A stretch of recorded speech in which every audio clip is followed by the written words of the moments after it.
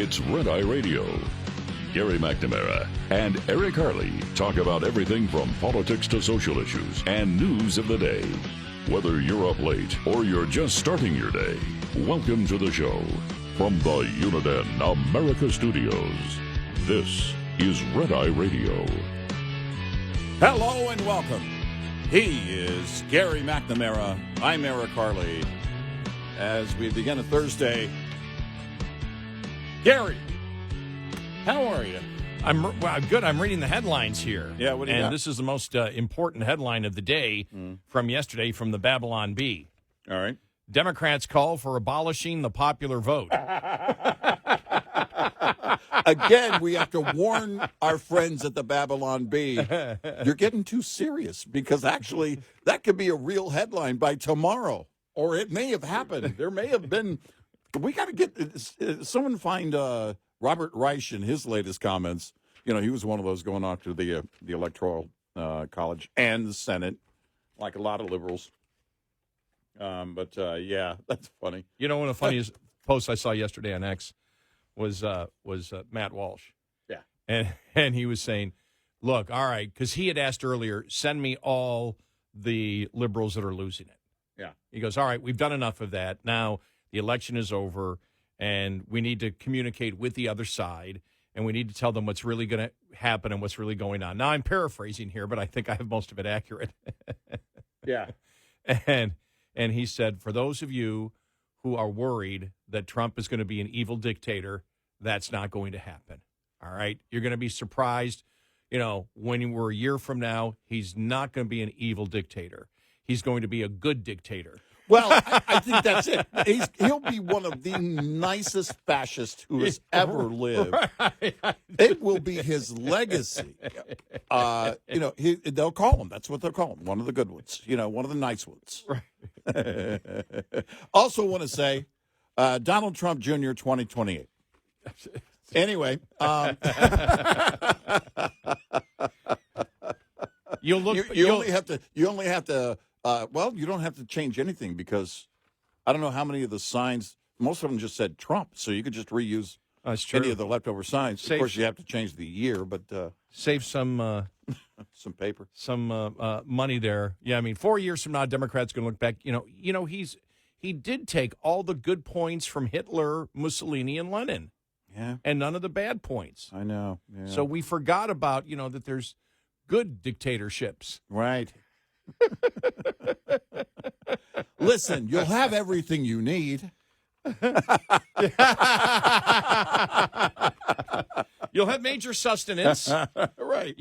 Vodka, probably. Look, you're getting Trump vodka. You're getting used to lining up for stuff now, but you may have to line up for bread and right. But don't worry, you'll get your daily sustenance of vodka and bread after putting in your 12-hour day for the government. Right. You guys like government jobs. At the job that they choose. You like government jobs on the left. You're going to love this. It's just like a public union.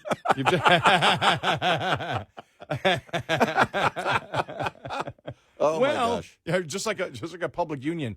You're not getting, look, we're not forcing you to take a job. You're just getting bumped to that job that you didn't want. Yeah. If you've ever been in a union, you get bumped. Exactly. By seniority. I love, I love, and a lot of conservatives out there and posting stuff yesterday morning. It was just a fascinating read because I was still on, trying to, see any updates because we didn't get everything before we left here. I mean, it was called for Trump and that was the big story. But looking at, following a number of races in the Senate and, of course, all the races in the Senate and the House. And then watching people post and the reaction and everything else. And then some conservatives posting some really good stuff. Our friend Glenn Beck, whose studios aren't very far as the crow flies right here in Texas.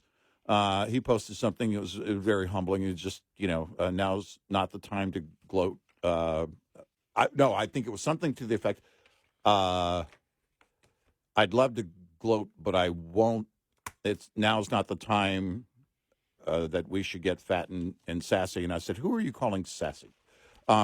It's not. Is that an insult? Well, was he insulting Walz? Well, listen, I'm not sassy. The fat thing, we'll talk about that later. But the whole thing, too, I thought, and I didn't respond to it. I wanted to. I like mine. I was just going to be smarmy, but sometimes people don't understand the tone or the inflection when you're trying to be smarmy. And I call those people the police. When on my way in, I also thought, it really is it takes kind of a a different kind of person to gloat and really, it really is less than thoughtful, makes me perfect for it. I actually think that I'll be gloating probably for the next couple of weeks. Well, I saw a lot of stuff yesterday that, and by the way, we can just sit back now and analyze, because yesterday we really couldn't analyze. Right. We didn't really have any we were room doing the for numbers. it, yeah. We didn't get a chance. Right, So I was thinking on my way in, I go, well, just throw all the stories aside, just Eric and I, a generality of just everything that has happened, and see where it goes. What I was fascinated about was the response, especially from the people in media. I've never been one, when I believe I have a win in life, that gloats and throws it upon somebody else. And even if it's justified to do so, back in my brain, I've always thought, for example, that when I've had wins in life, losing has much more affected me than winning. When things go right in my life, I say, okay, good. It's supposed to go that way because I put the work in, I did this, I did that. Losing bothers me a million times more than winning. And after there's a win, or you figure, okay, there's a win, for example, in the political party that you align yourself more with, my immediate thing goes from, and I know you think the same way too. We have not had this discussion, but I know you think the same way. It's once this job is done, it's very quickly, okay, sit back and savor it for a couple of minutes, and then it's boom, jump right back in. What do we got to do to win in the future? How much will gloating or throwing it in people that may deserve it being thrown in their face? How does it move forth? How does it move forward the agenda that I want to do? I want to see the communication that the Trump administration had in the campaign. I want to see it focused now on what they're going to do when they get in. And I will tell you that I was pleasantly surprised for the first day. I didn't expect some of the things that I heard from the Trump and other surrogates about things that they want to do, and members of Congress. Whether it was Johnson, whether it was Senate Republicans, about what they want to do and the agenda they want to move forward. Right. I'm more concerned with that. But you can't help, to me, and we've got tons of audio cuts from the insane leftist media today. Right. For those people that know that they promote BS, we're going to have fun with them tonight. Well, look, on tonight's show, on this morning show. I can't control how they react, and when they react and go all insane, sorry, it's going to be amusing, and we're certainly going to make note of it and maybe make fun of it. The gloating part, and I've always looked at it this way: it's that you reach a level. If you reach a level, you have a win on a certain day. That is always then the greater, for people maybe that play video games. I don't play video games. That's then the next level is going to be more challenging. You don't get to rest on your laurels ever if you want to remain successful. And so I think Kissinger had a quote something like that. It's every level of success just brings on a greater level of challenges, and that's how we. Wait a minute, we both got that little. Yeah, from a CEO friend of ours. Yeah, I have that too. I gave it to a conservative woman friend of mine way back when she was just starting her career, right? And she still has it today. I said, I think you need this more, because you need to understand that for every level of success, you may end up making more money, but it brings a whole set of new problems. It never ends. Yeah, and that's, I think, where we are, and politically it should be that way if you're a true public servant. And I do believe we're at that point with Trump. I don't know. to what extent that has changed over the years, but I do believe it has changed. I believe he's a different person. I do also believe that he's looking to build his legacy in these 4 years. And let's just say he's only in it for his own legacy and how that will make him look. Let's just assume that for the sake of argument, that would still require him to be a good public servant and do the right things that would grow the economy, make the country secure the border, all of these things.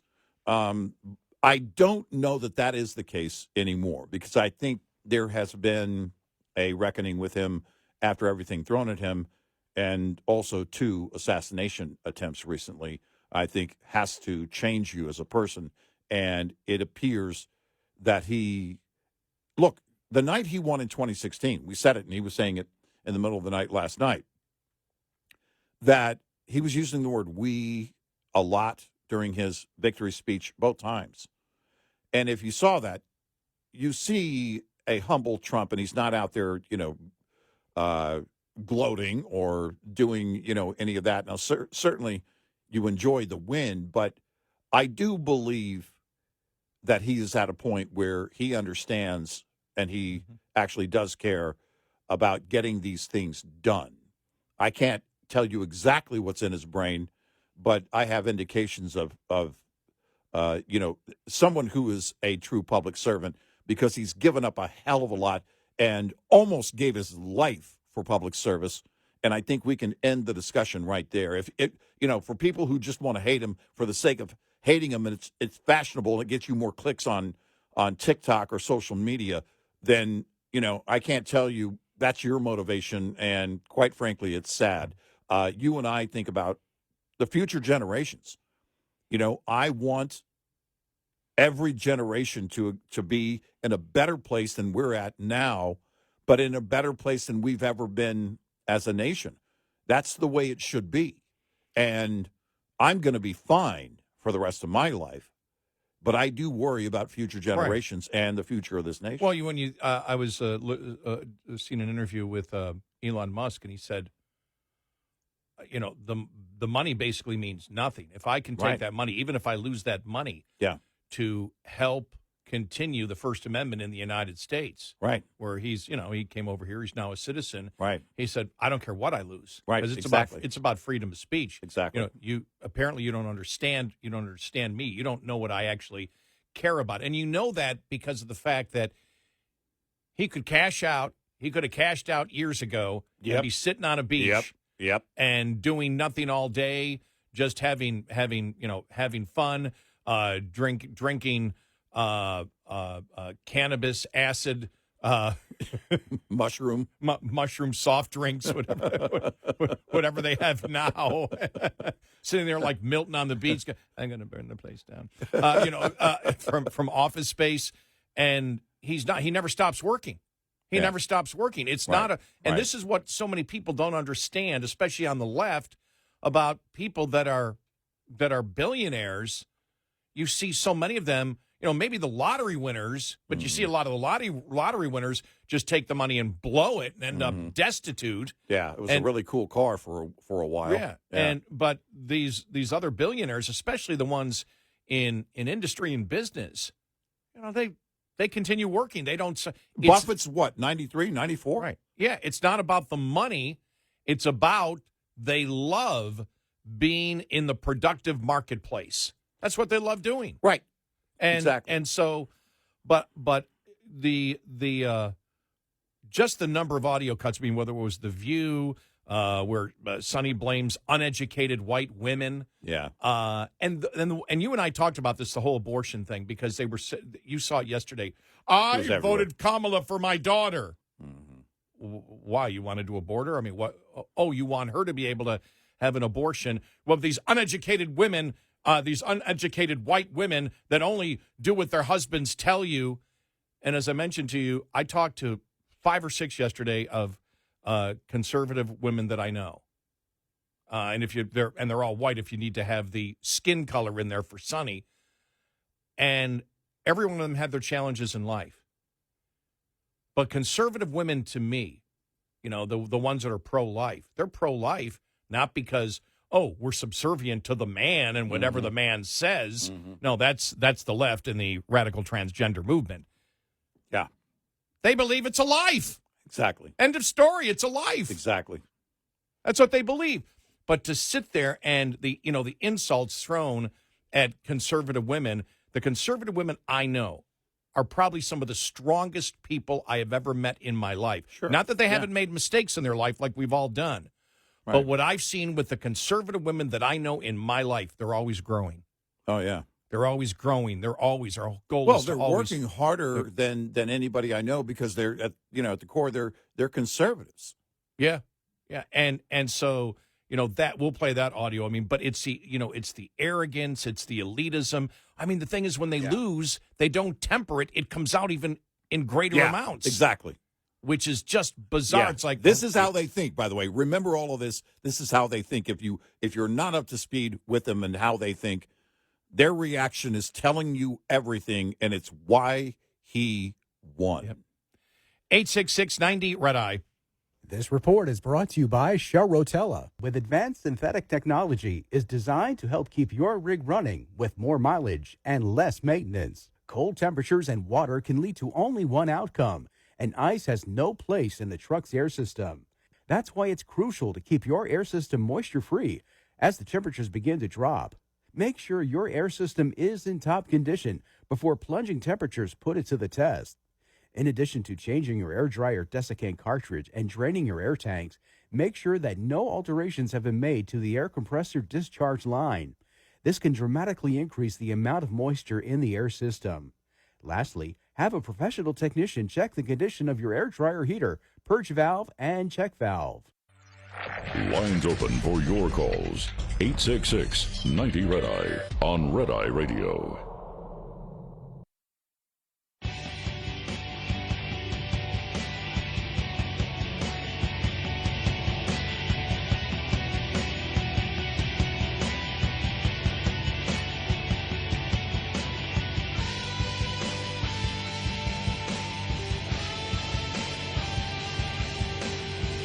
It's Red Eye Radio. He is Eric Harley, and I'm Gary McNamara. This is really one of the interesting audio cuts from yesterday as we now go over, because that's what I thought, just you and I just talking about, we talked about this, just go over everything. Everything that's on our mind, right? Yeah. Which could probably take at least the next couple of days.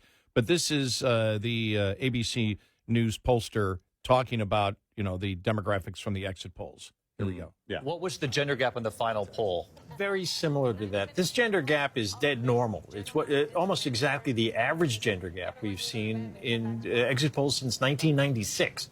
And women are more apt by about 10 points to be Democrats than men, and therefore to vote that way. So it's a typical gender gap. What's interesting, though, is that Harris's number among women was a few points, 3 or so points, off of Joe Biden's. So she did worse among women than Joe Biden? Yep.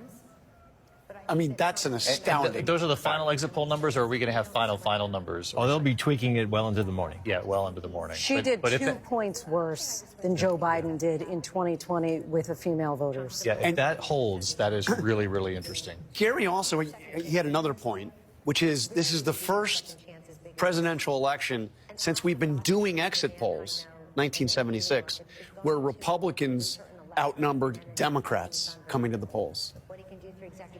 Right, Gary? I have you right on that, right? Yeah, just by a couple of points, but it's the first time we've seen it. And again, exit polls started in 1976. This is the first time we've seen Stand by. There you go. Yeah. Yeah. Look, it was. The New York Times used the words "stunning return to power." When you see that, and the media is just kind of, for a minute, they're kind of stunned. Well, they shouldn't be. They weren't paying attention to what was going on with the momentum and all of the complaints about their side.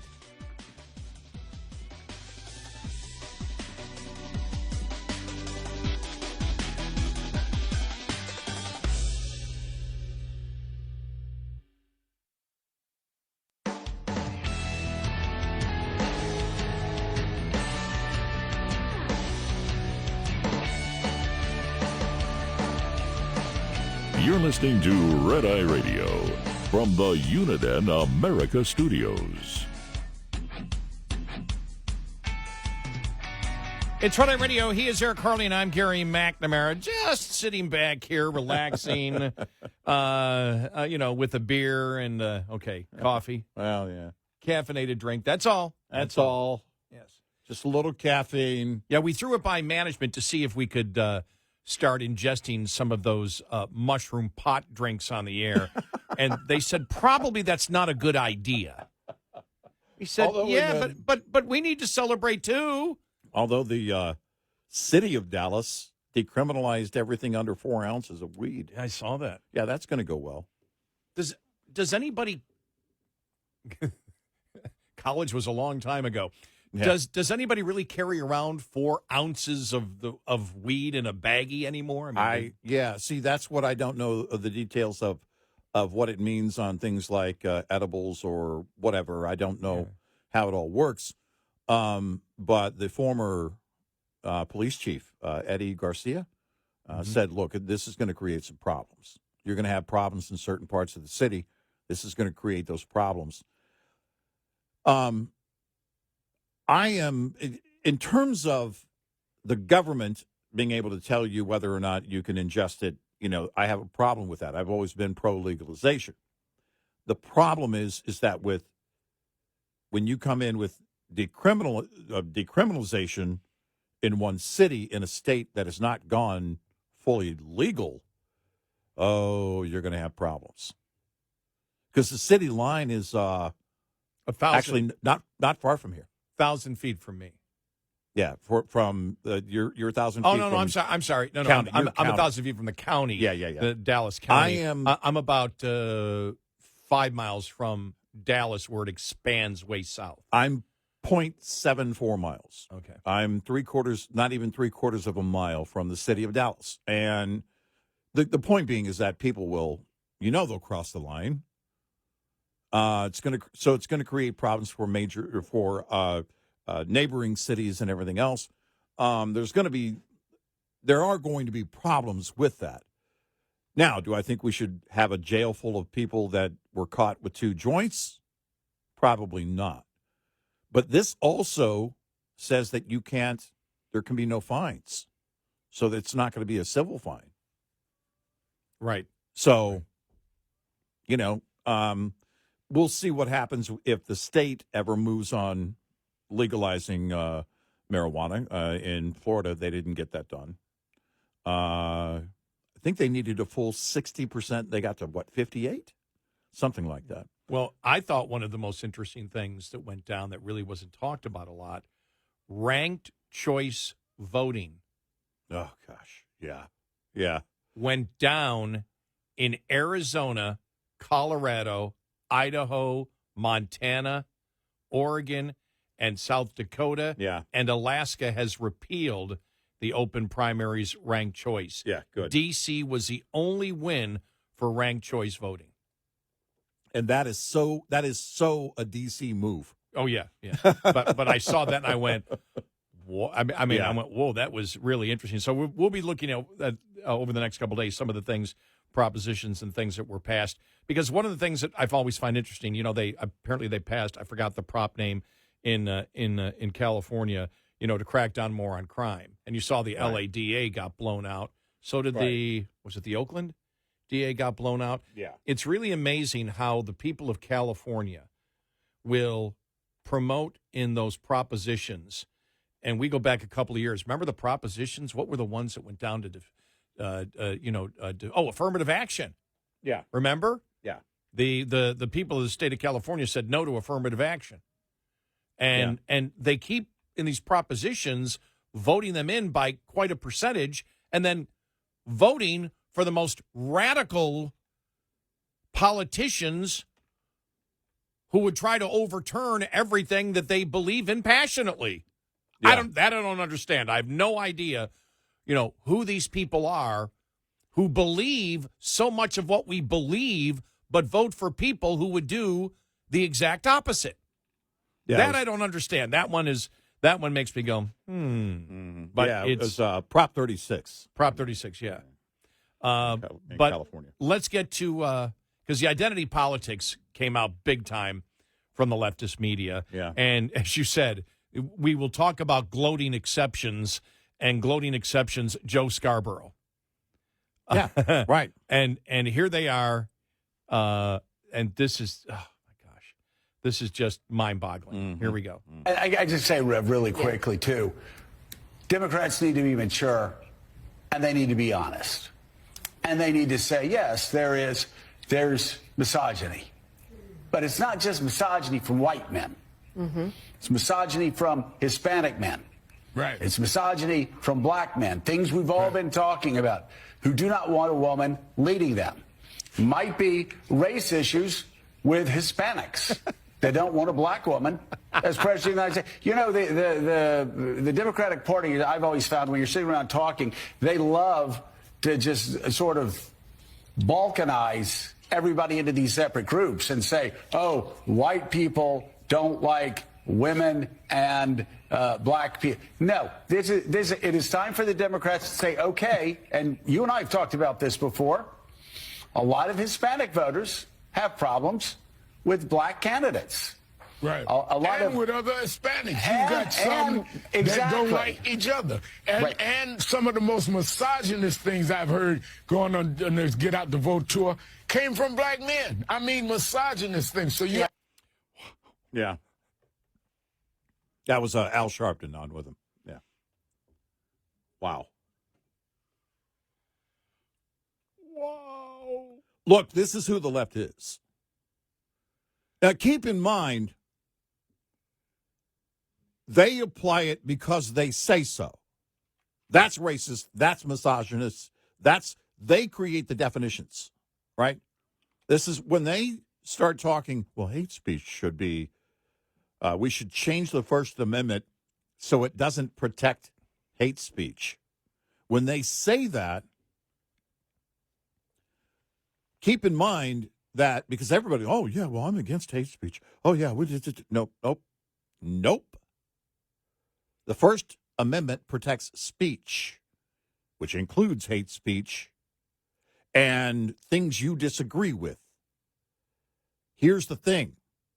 If you start thinking, well, we need to change that First Amendment, because people don't need to, well, they're going to define hate speech. They're going to apply it. When Al Sharpton says, there was, he saw a bunch of misogynists, and here's the white guy, Scarborough, talking about how all the different groups, well, it's like, what are you doing? Well, that's the thing. He's talking about a problem in the Democratic Party is a balkanization of groups, which means you break down groups and say that's identity politics. This group believes this. He gives the example of whites, and then he goes on to further balkanization after he just criticized balkanization. Yes. I mean, it's just, you sit there and you say, do they even listen to what they say? They really don't. It's just the idiocy, but it's something that we warned about, and if you've been a long-time listener to the show, we've talked about this over and over and over again. Mm-hmm. The Democratic Party has become, and they have for a significant period, since I really started covering it, you saw the beginning of it. You saw the beginning of modern identity politics was you went after conservative blacks. Yes, if you were a black and you were a conservative, you were an Uncle Tom. Right. You weren't genuinely black. I mean, all this garbage that they threw out at people, instead of the fact of attacking them for their ideas and looking at them as autonomous individuals, because that's how conservatives, that's how I think the vast majority of Trump people think of themselves. Mm-hmm. They understand. There isn't a Trump person now that I have met that doesn't understand Trump's weaknesses. Right. They're not idiots. They're not drones. They're critical thinking people. Oh, we got to get to the audio cut where Whoopi says there's no critical thinking on the other side. Yeah. Her. Right. Think about this. The View, as we've stated about The View gives the exact wrong stereotype of women, that they are complete emotional nightmares with no critical thinking. And Whoopi Goldberg comes out and starts accusing the other side. No, I'm sorry. It was Joy Behar. I think it was Joy Behar accused. I'll play the audio for you in a little bit. Mm-hmm. Joy Behar came out and said there's no critical thinking on the other side. They just lack critical thinking. It's just like, are you kidding me?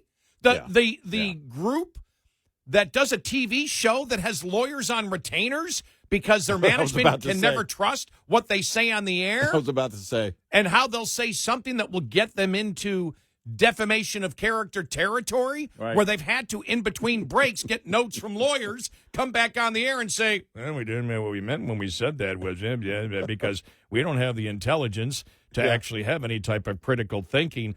My God. But getting back to Morning Joe, the exact identity politics that we've talked about, a victim-oppressor narrative that the Democratic Party has become. And the pie of victims gets bigger, so the pie of oppressors gets bigger.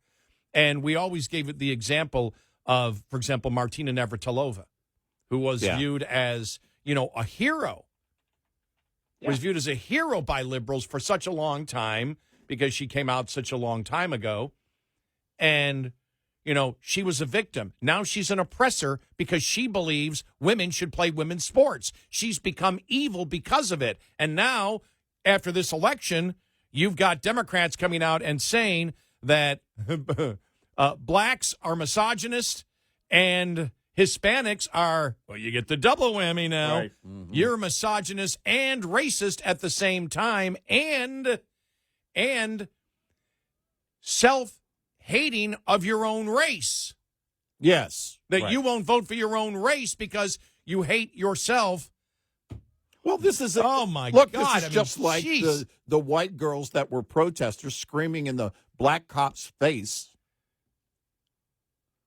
And, this is who the left is. This is how they think. This is who they've been for a long, long time. We've been saying it. We've been saying it. Look, we were saying it when a lot of people weren't saying it. Mm-hmm. Identity politics is number one. Remember a few years ago, you had Tim Ryan, who challenged Nancy for Speaker. Almost called her Nasty Pelosi. Oh, was that a Freudian slip or on purpose? And that didn't work out for him, but he was, one of the Democrats saying, we got to get away from this. Rahm Emanuel was one for a few minutes.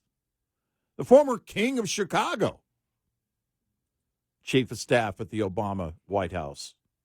We got to get away from identity politics. Like, dude, you helped create it. Yeah, I know. You helped invent it. And then, but this is where everybody, this is the difference. More and more, even with indoctrination, you have more and more of the generations behind you and me. And there's a lot of generations behind you. Whew. Man, it's a lot. Shut it. It's a lot. Yeah, so many. Oh, did you hear though? In the polling, the only poll that increased a little bit was seniors for Kamala Harris. Oh, and the point was made yesterday that seniors, it was like, look at where people below 65 get their news, and look at the people above 65 and where they get the majority of their news. Oh. And I know that for a fact because my dad, even though my dad went out and voted, by television. The way. They're watching the mainstream TV. Media. They're watching TV. Yep. And but to finish the sentence, they were, and it's really to cap off the thought. But the generations behind us, more and more, I noticed anecdotally, but it's not just in my life. I'm seeing it on social media. They don't just immediately buy into something. There's plenty of indoctrination. There are plenty of them that are radicals. But it's not as many as you would think. And the point being is that people have the ability to fact check. We've been saying this for a while now. They can fact check themselves. This was a huge fact check on the left, what happened on Tuesday. 866-90 Red Eye. Get in touch with Red Eye Radio, toll free at 866-90 Red Eye.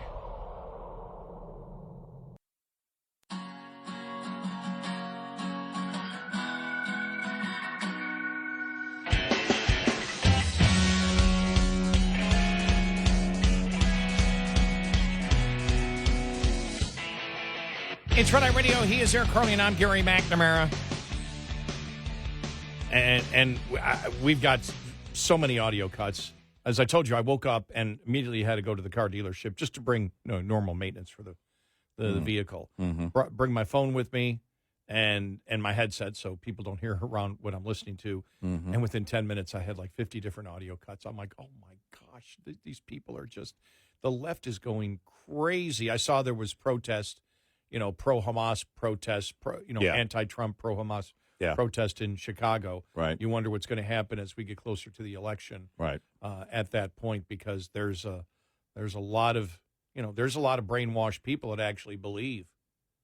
They've been brainwashed to the point where you can't talk to them. They believe that there's going to be, concentration camps and De Niro. Oh my gosh. Oh my gosh. The De Niro cut that Glenn Greenwald talked about. We'll get to that coming up here. All right. Just insane. Yeah, what a day.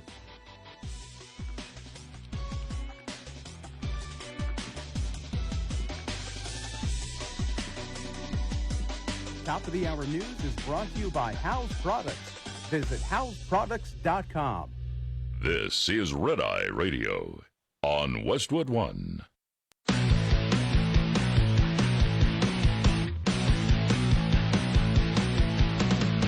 Now, it's Red Eye Radio. Gary McNamara and Eric Harley talk about everything from politics to social issues and news of the day. Whether you're up late or you're just starting your day, welcome to the show.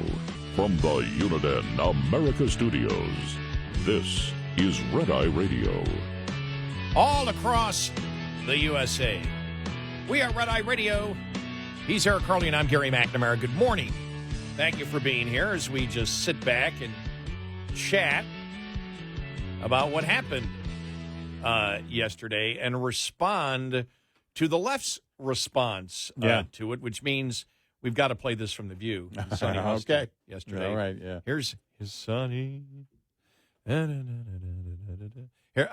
Here's Sonny on uneducated white women. Okay. There we go. Well, I want to dig further into the demographics because black women tried to save this country. Again, last night, 92% of black women voted for the vice president.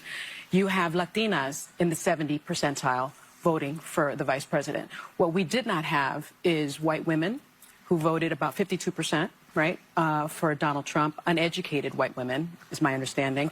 You have Latino. Do we have to go any further than that? No. Uneducated white No, women? she had to get that in. Uneducated white women. By the way, that was the statistic was, and this has to terrify the left, 52% of white suburban women voted for Trump. Yeah. And I know that you had 20% what did she say? 92% of black women voted for Harris. Well, it was overall 20% of blacks voted for Trump, up from 13%. Right. And that's huge. I mean, that almost doubles the numbers of anybody years else. ago when he started to have a growing support with black voters, and we said, my gosh, if he ever hit 20%, that would be huge. Well, if it's 20%, but only 8% of, or only, only 8% of black women voted for him, that means you were up to around, you had to be up to 30% or more of black men. I'll try to find those statistics. Right. And it was it 47% of Hispanics voted for Trump? Yeah. But it was like 60% Hispanic men voted for Trump. Right. It's when you see the identity politics, and this is why this is a perfect opportunity right now.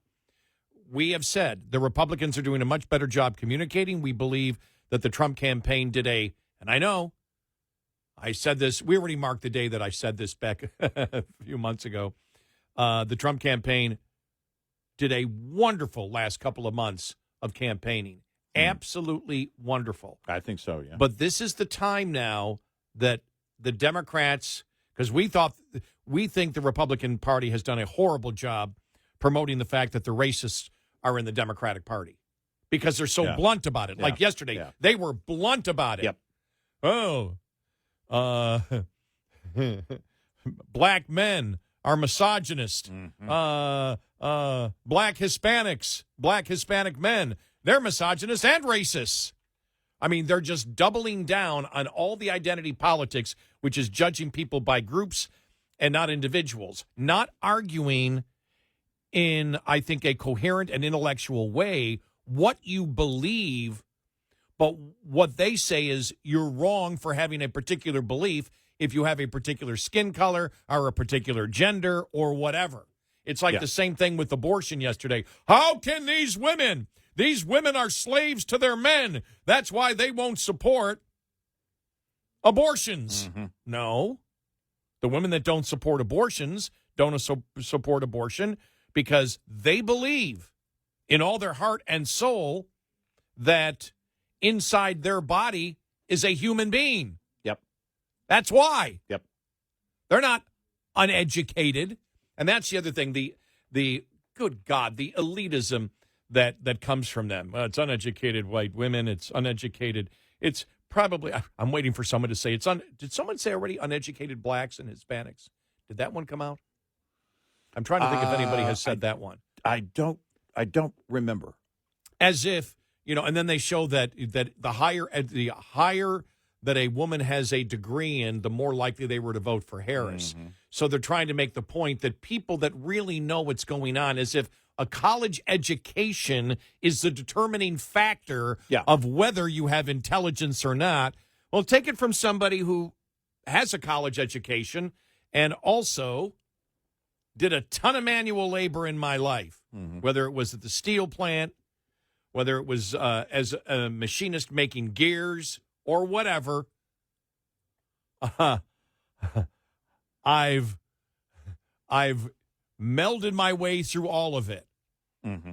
And the people that I worked with that were laborers and didn't have college education, and I mentioned before, the 5-6 conservative women that I talked to yesterday, I believe only one has a full 4-year degree. And all of them are successful in business and successes in life because they're doing exactly what they wish to do in life. And they're aggressive, and they're confident, and they're always growing, and they're spiritual, and they believe that a baby in the womb is a human being. Mm-hmm. That's why they believe what they believe. They're the opposite of uneducated. What you're saying is, as my father always said, you give somebody a title and they believe they've got an infusion of brains. Yeah, exactly. It's a lot like you. My wife has both college education, is also a hard worker, and has done, she worked at Stanley Tools for a long time. She's done everything. She's now a numbers and accounting expert. And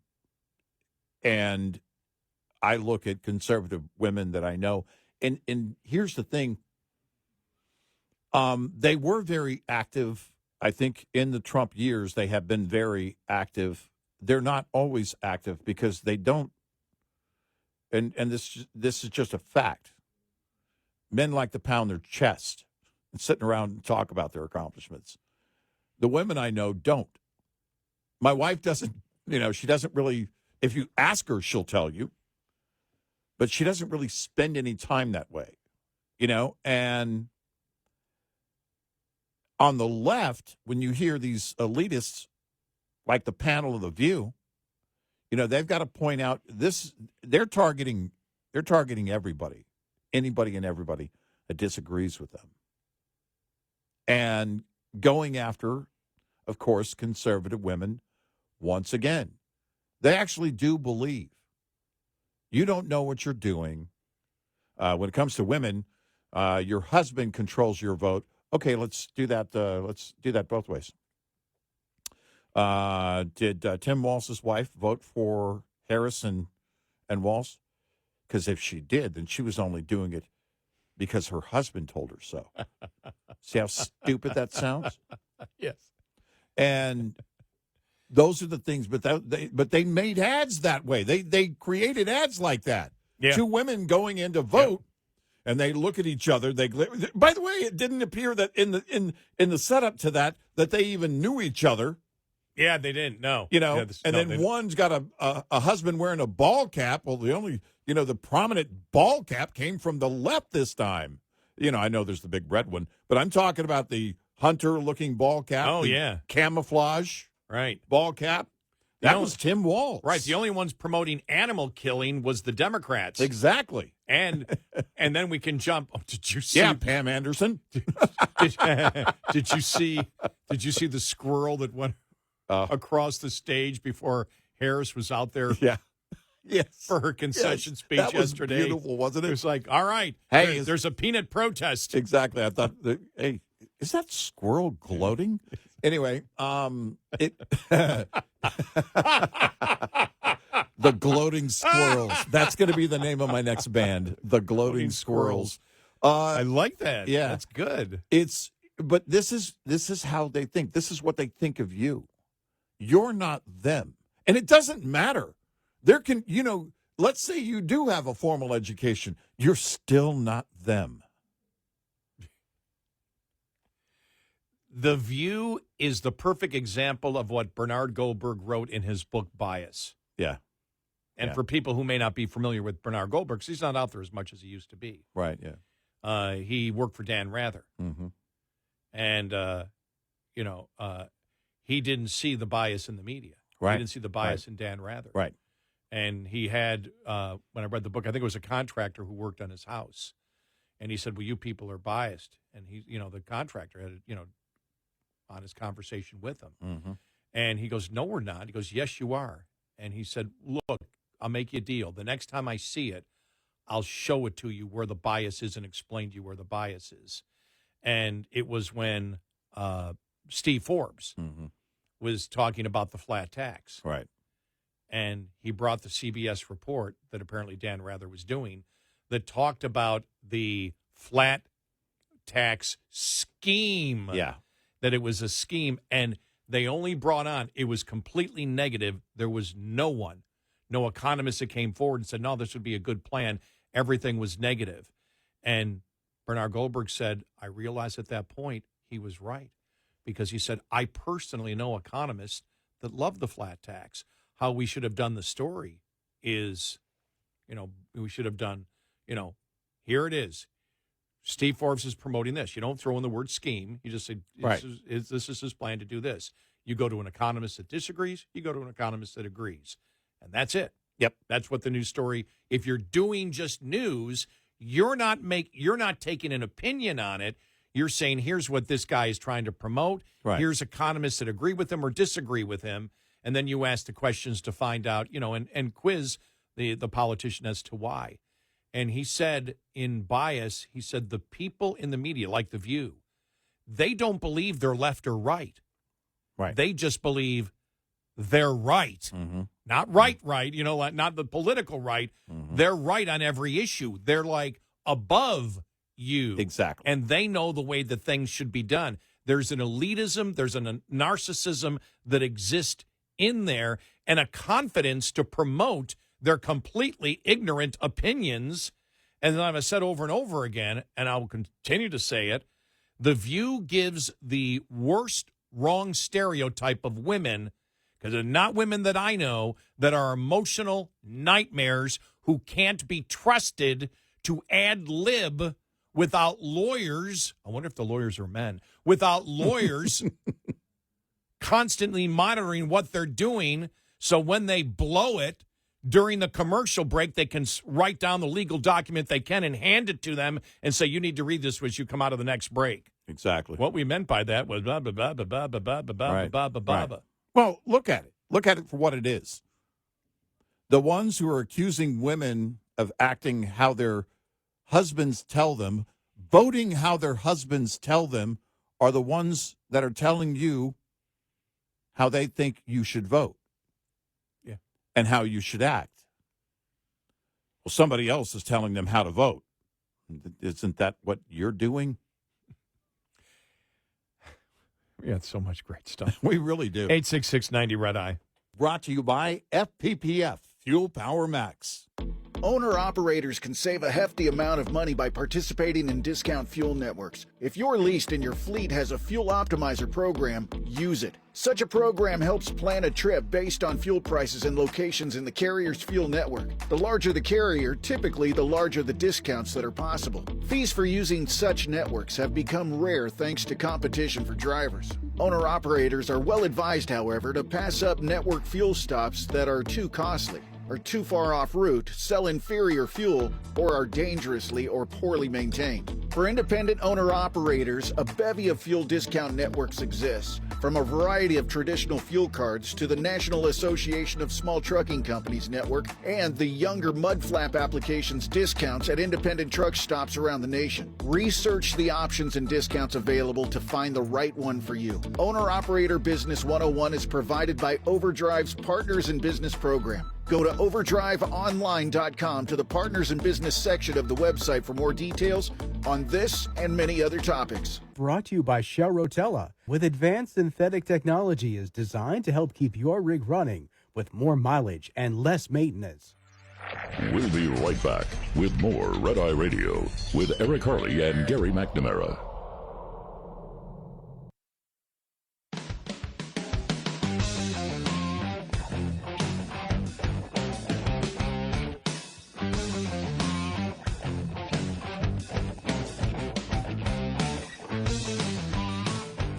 It's Red Eye Radio. He's Eric Harley, and I'm Gary McNamara. Some of the stuff yesterday on social media was just fabulous. Glenn Greenwald posted this of De Niro. This is a ways back. De Niro talking about Trump and people that vote for Trump. Here we go. Nothing at all. Nothing redeemable in him.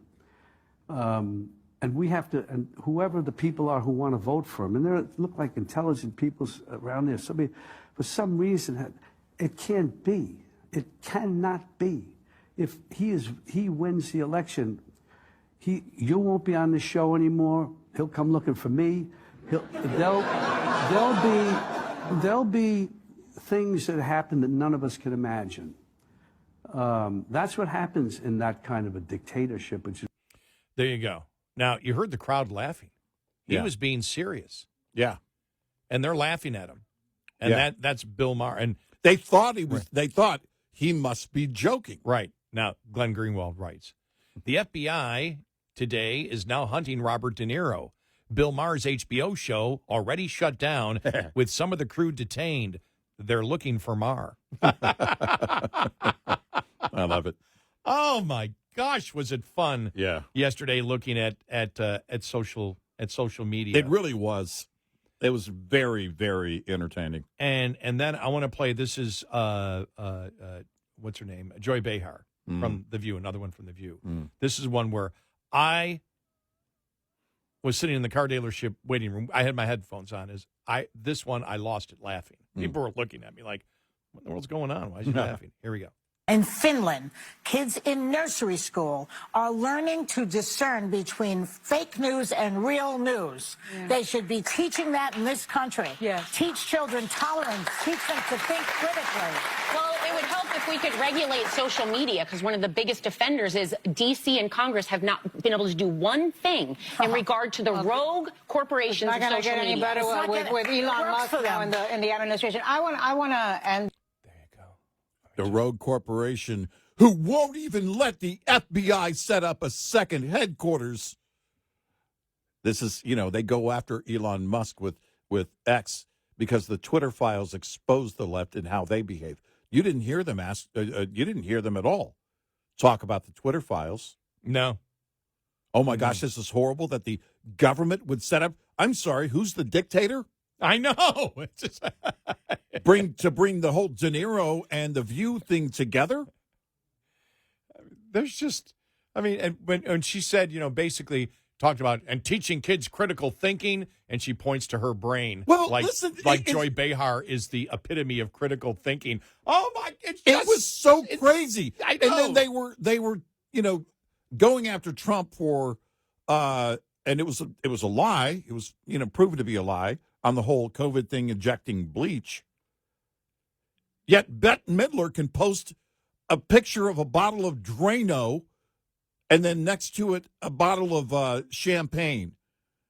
The champagne I'll drink if Harris wins, the Drano, it was implied, is what she'll be drinking if Trump wins. She had to do away with her Instagram account yesterday. Oh, I saw that. Yeah, because after that picture, everybody was wondering, are you okay? But they go after Trump. They lie about Trump and the whole injecting bleach thing. And you imply that you're going to drink Drano if he wins? And it's not a lie. You posted the picture. This is what people are done with. This is the insanity that people are done with. It's not dealing with children anymore. You're just crazy. Yeah. Children have critical thinking skills. The View does not. They do not. Absolutely don't.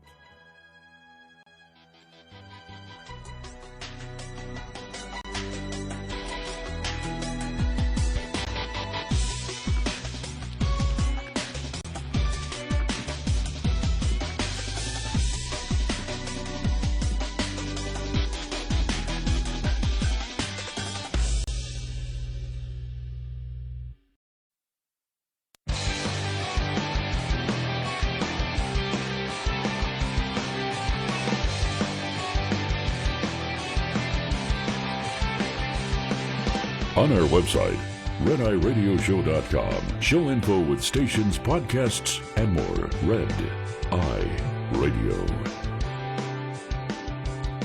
And he's Eric Harley, and I'm Gary McNamara.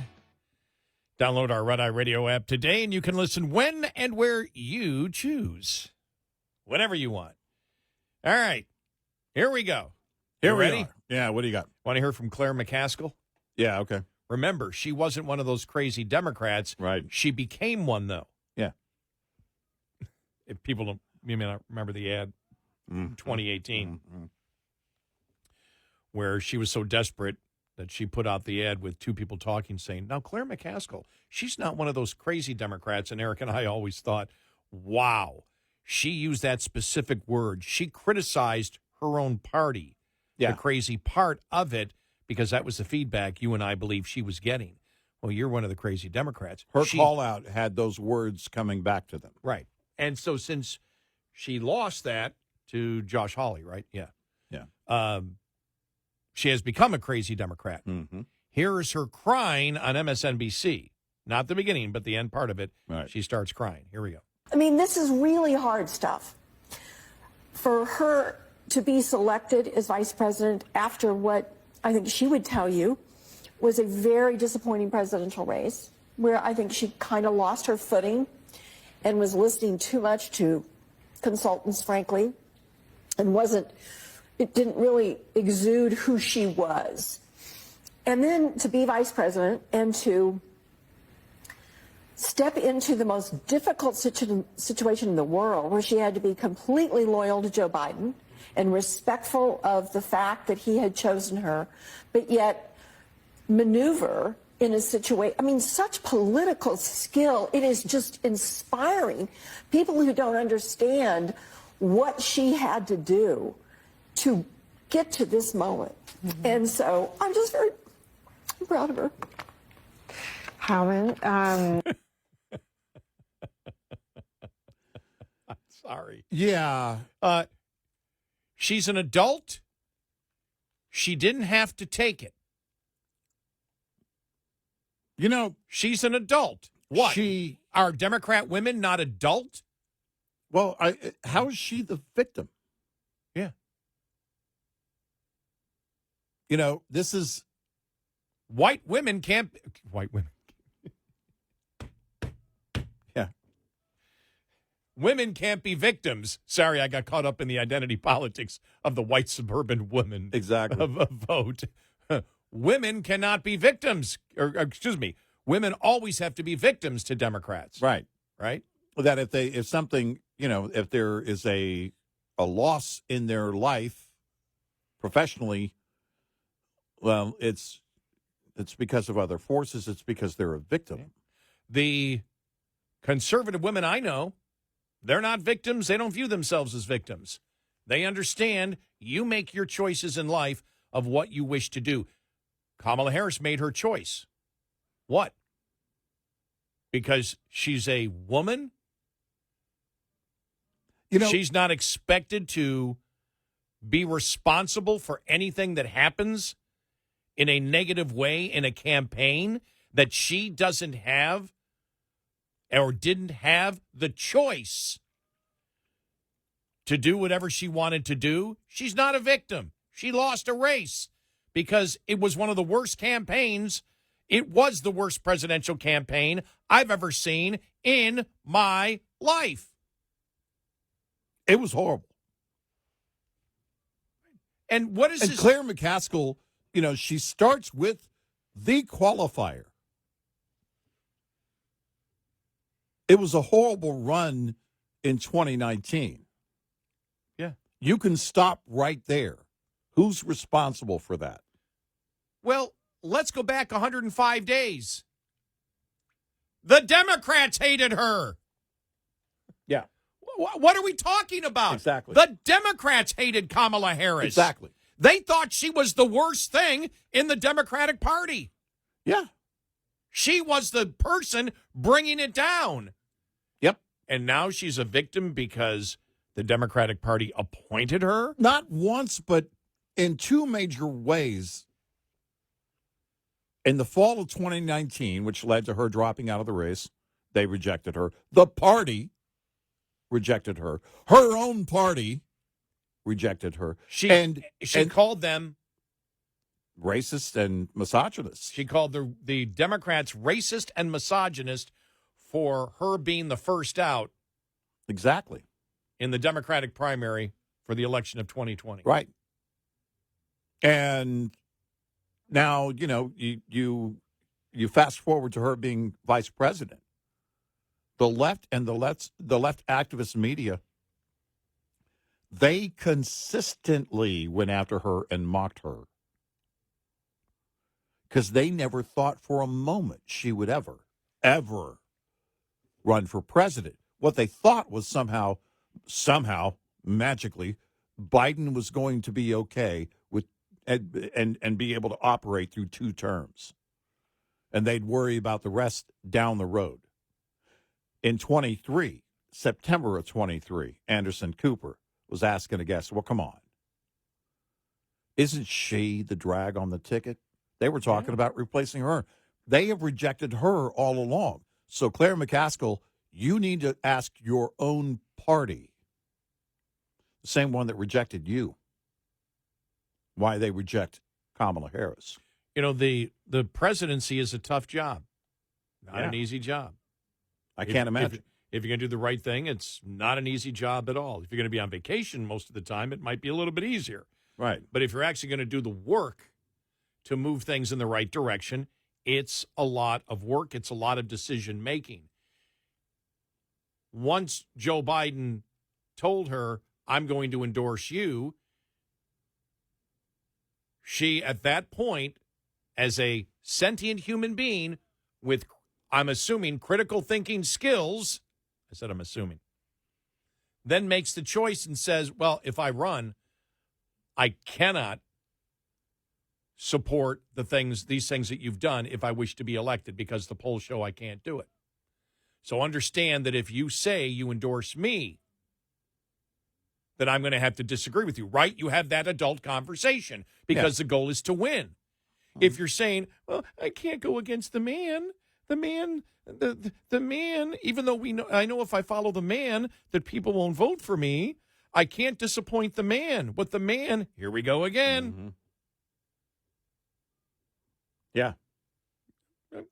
What do you mean? She wants to be president of the United States. You've got to have tough decision-making skills.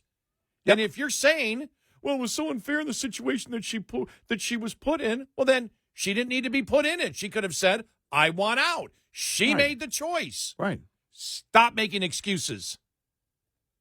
She's the victim. I was waiting for that, by the way. It didn't take long, did it? No. And also waiting for every time a woman wants to become president, Donald Trump steps in and stops it. Oh, that was the one. Did you see that one yesterday? The meme? I don't know. It wasn't a meme. Somebody I saw it on social media from the liberals. Donald Trump's defeated the two women. Mm-hmm. He only lost when a white man ran against him, right. which shows that misogyny is the reason because Right. people don't want Yeah. a woman president. Yeah, right. It's like, oh my God. No, that's not the reason. It's not because they're a woman. It's because their ideas suck. The right would love to have someone like Condoleezza Rice run. Yeah. It's for years. Tulsi We Gabbard talked has a about it. future. Yep. I don't know if she'll ever run for president, but she has a future. Yep. Depending on if she works in this administration or not. Did Yep. she say she would? I don't know. I didn't know if she said she would. I don't recall. I don't recall her saying that. She may have, and I missed it, but I don't recall her saying that. Yeah. But you look at this idea of, again, creating a victim now in Kamala Harris. I think that's why they had to, the way that, she did her concession speech, essentially. The way she did and when she did it. You're not going to give, she did exactly what Hillary did. She didn't come out and say, and she could have. She could have said, folks, we're not going to know the final results tonight. I want to thank you all, and we're fighting every second, and we're going to convene right here tomorrow. And keep up the fight. Drive safely. Good night. She didn't do that. She went home. Someone had to come out and say it for her, just like Hillary in 2016.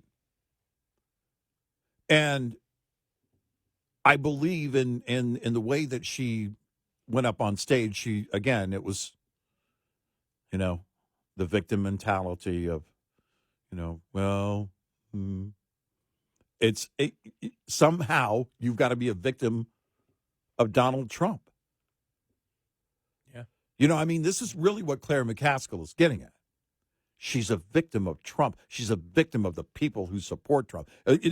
No longer is Trump the bad guy, it's you. He's still the bad guy, but you're a huge part of it. They've been doing this slowly, introducing the conversation about his supporters. It's nothing new, but now it's all about the entire group. Well, he couldn't get there without these uneducated garbage people. Yeah. This is who they are. You uneducated garbage people. Yes. And by the way, I want a large Coke with that number 2.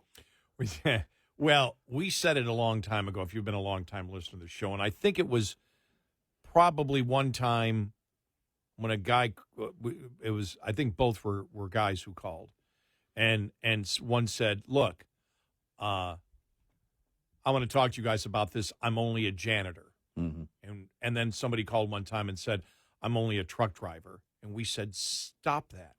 Mm-hmm. Stop it. It's what they want. Mm-hmm. The left wants you to say that. The left wants you to believe that your opinion doesn't matter because of a job which you temporarily hold, because every job is temporary. Right. They want you to feel as if your opinion isn't worthy to be heard. Right, yeah. Well, they need you to not be able to think. Yeah. The cast of The View and all of everyone on the left, they need you to let them tell you how to think, not other people. And certainly not yourself. You can't think for yourself. The whole McDonald's thing. No. We're the heroes of the fast food worker. Donald Trump goes in there, nails the job in 5 minutes, gets the order right. Look, but that was contrived. You mean they had to shut down a McDonald's for the guy who had 2 recent assassination attempts against him. You mean that? You mean it was a photo? It was a photo op like they've been doing in American politics since we've had photos? You mean that? And ops? And ops? 2 things. Photos and ops. I mean, they're just bonkers, and we have more of their reaction we've got coming up. Might be able to do this for the next year, just with the audio I got Maybe yesterday. 4 years. Yeah, 866-98 Red Eye. Coming up, more with Gary McNamara and Eric Harley. It's Red Eye Radio.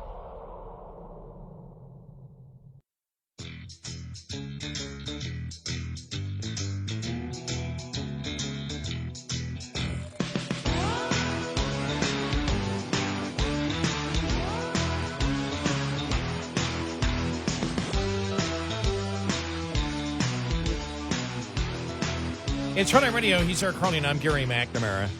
More examples of the Democrats and the radical media. That's what we should call them now. Yeah. The radical media.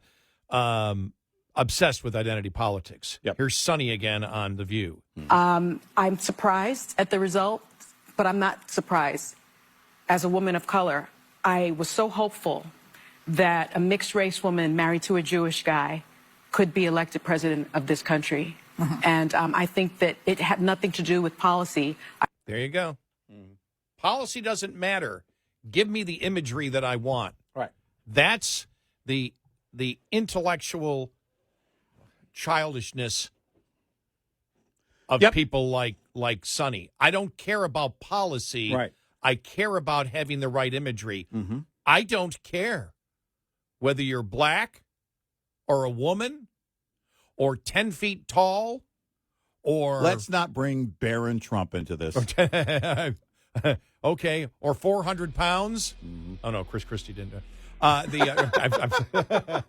No, I don't care. I only care where you stand on policy. Yeah. That's why I vote. That's it. Exactly.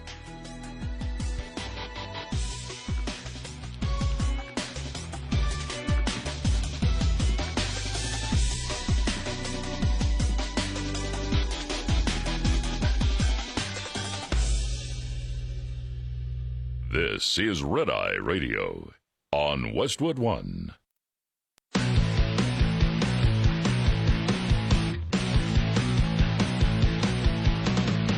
Now, it's Red Eye Radio. Gary McNamara and Eric Harley talk about everything from politics to social issues and news of the day. Whether you're up late or you're just starting your day, welcome to the show. From the Uniden America Studios, this is Red Eye Radio. All across America and around the planet, we are Red Eye Radio. Good morning. Thanks for being here. You ready for more audio cuts? And all right. Before we get to the audio cuts, I'll say this because we just played The View again, where Sonny was talking about the fact that she was, forget about policy. She wanted to see a mixed-race woman with a Jewish vice president. She goes, This isn't about policy. Like, what? It's all... Then you don't get it. You don't understand. But they are so obsessed with identity politics now because we played The View, we played Morning Joe. Now we're going to go, and this goes to MSNBC after it was called for Trump and Joy Reid. Okay? All right. And now this gets into the Democrat media out there promoting the fact that she ran a flawless campaign.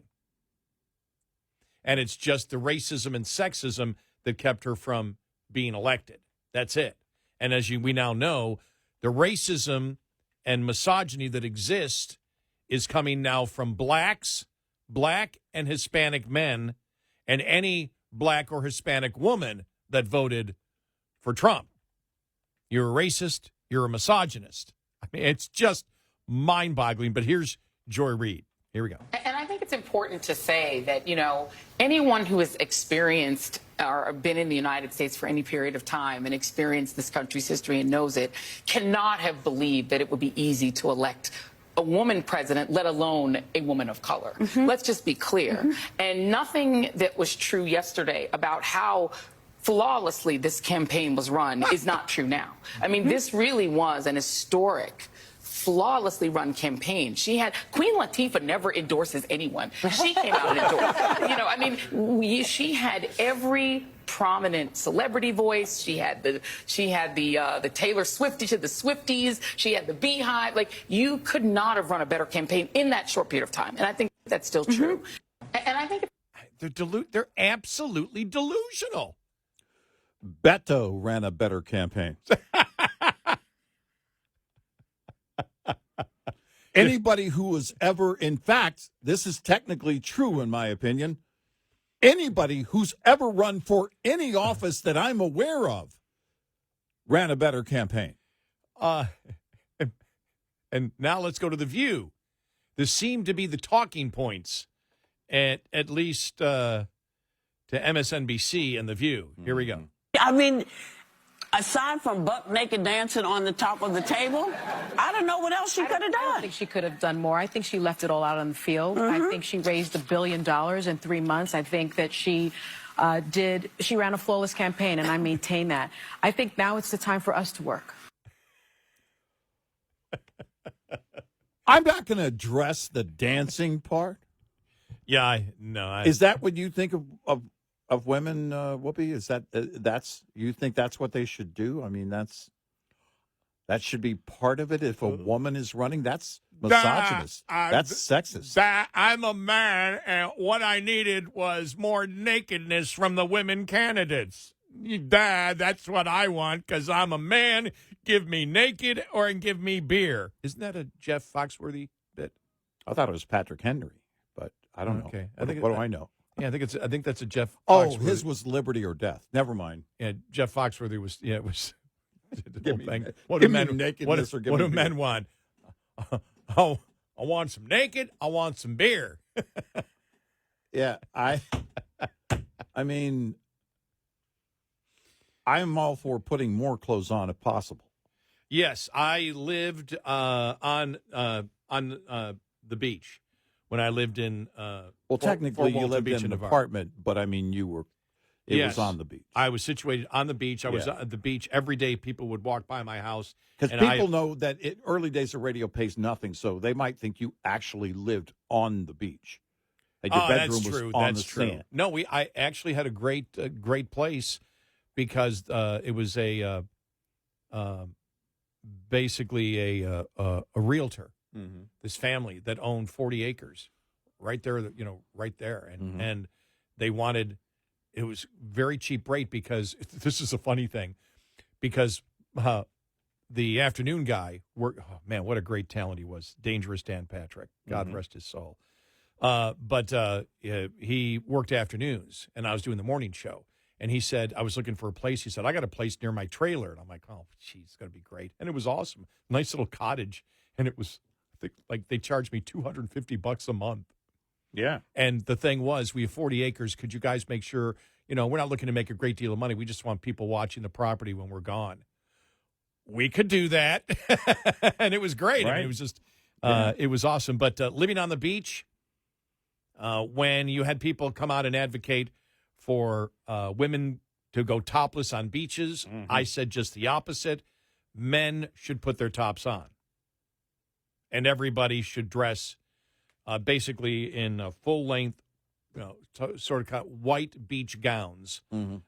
Because as I found out from living on the beach, 99% of human bodies out there, including my own, are not attractive. I have an issue getting unclothed to take a shower. I go through the debate every time. And I often shower twice a day. My wife's like, what takes you so long? It's the debate. Because I really think I should keep the shirt and shorts on. What the hell was Whoopi talking about? It's I mean, offensive. It's offensive to me. It's like, oh my gosh. No, aside from getting naked and dancing on a table. That's what you were suggesting for Kamala Harris, Whoopi? Wow. That's what you think of women? Oh, guys, that was just a joke. She's the one that brought it up. Wouldn't have been a joke if a conservative said it. Right. If a conservative ground said, we needed more from Kamala Harris was more nakedness. Right. See what type of misogynist exists over the... But it was a joke. There's no joking about that kind of stuff. Well, I'm tired of all the billionairists. I don't care about the issues. I don't care about inflation. I don't care about a broken border, national security. I care about nothing except I want an aging billionaire in the White House. Think about the stupidity that you have heard in just this morning in the short clips. We didn't even play. It's not like we played the entire hour of The View, because that's not possible. Because number one, ew, and number two. We have probably run into some licensing agreements. By the way, one of my granddaughters was over at the house recently. They had a week off, and it was their fall break, and they had a week off. And I walk out, and it's October and the whole thing. And I said, "Hey, what are you doing?" She goes, "I'm watching Hocus Pocus 2. You know about the witches?" I said, yeah. Oh, no, honey, you're watching The View. That's not Hocus Pocus. Well, that both The View and MSNBC trying to promote the fact, everybody's shaking their heads. She ran a flawless campaign. She was flawless, absolutely flawless. Did nothing wrong. Perfect campaign that she run. Well, everyone knows Queen Latifah never. Oh, that's exactly. Oh, that's the best part. I couldn't help my laughter. But her evidence of a flawless campaign. Her evidence, because the next thing she brought up after a flawless campaign was all these Hollywood celebrities supported her. Right. That's how you view a flawless campaign? Right. No wonder you're completely clueless as to why she lost. Right. Well, it's again, and that's the delusion. But none of them can say a thing on the left because they were the first to reject her. December 3rd, 2019, Kamala Harris dropped out of the primary. They did not want her for president. You guys tell us why you wouldn't choose her. Right. And she claimed... You rejected her first. Right. And she claims you Democrats are racist and misogynist. You didn't want her to be the nominee, much less president. Right. And remember, 105 days ago, you all hated her. I can't stress that strong or loud enough. Democrats hated Kamala Harris 105 days ago. There was nothing wrong with Biden. Nothing. Which can easily translate into, oh, please, God, don't let Kamala be the one. Just, for all of you on the left with all of your garbage, including Van Jones, racist, misogynist, are you talking about you guys? Are you talking about the left? The Democratic Party and its voters rejected her in the biggest way. You didn't even want her to be a part of the 2020 primary. She was forced to drop out in early December of 2019. You guys were the ones that decided she wasn't going to be there. Joe Biden is the hero. He's the one that chose her. None of your voters did. You didn't. You didn't campaign for her in 2019. Yeah. So, and 105 days ago, she was the example of everything that was wrong in the Democratic Party from Democrats. Mm-hmm. I mean, talk about living in the bubble of today. And all of a sudden, she's the victim. She's the victim. Right.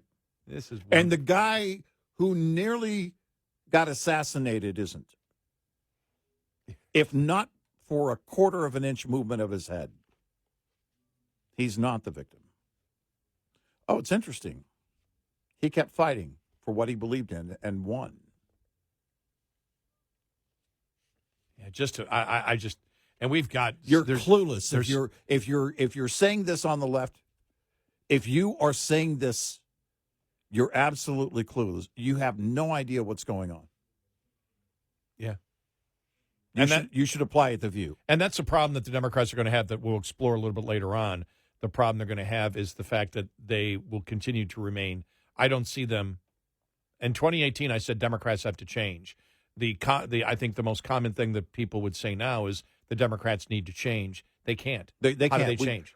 We said it, last night. As it was looking more and more and fairly quickly during our show, fairly early, it was clear he was winning or he was going to win, and he won. And we said nothing really changes with the left. You might hear a couple of them say, well, we need to kind of, what happened in blah, blah, blah, blah, blah, blah, blah, blah, blah. But for the most part, they're going to do exactly what they do. They're going to claim that she's a victim, that they're victims. And Sonny admitted it. It's not about the issues. Right. We want people based on their identity, not their qualifications, not the issues. They don't care about what you're going through. Sonny doesn't care about what you're going through. She's an elitist. Inflation doesn't affect her anywhere near what it does you.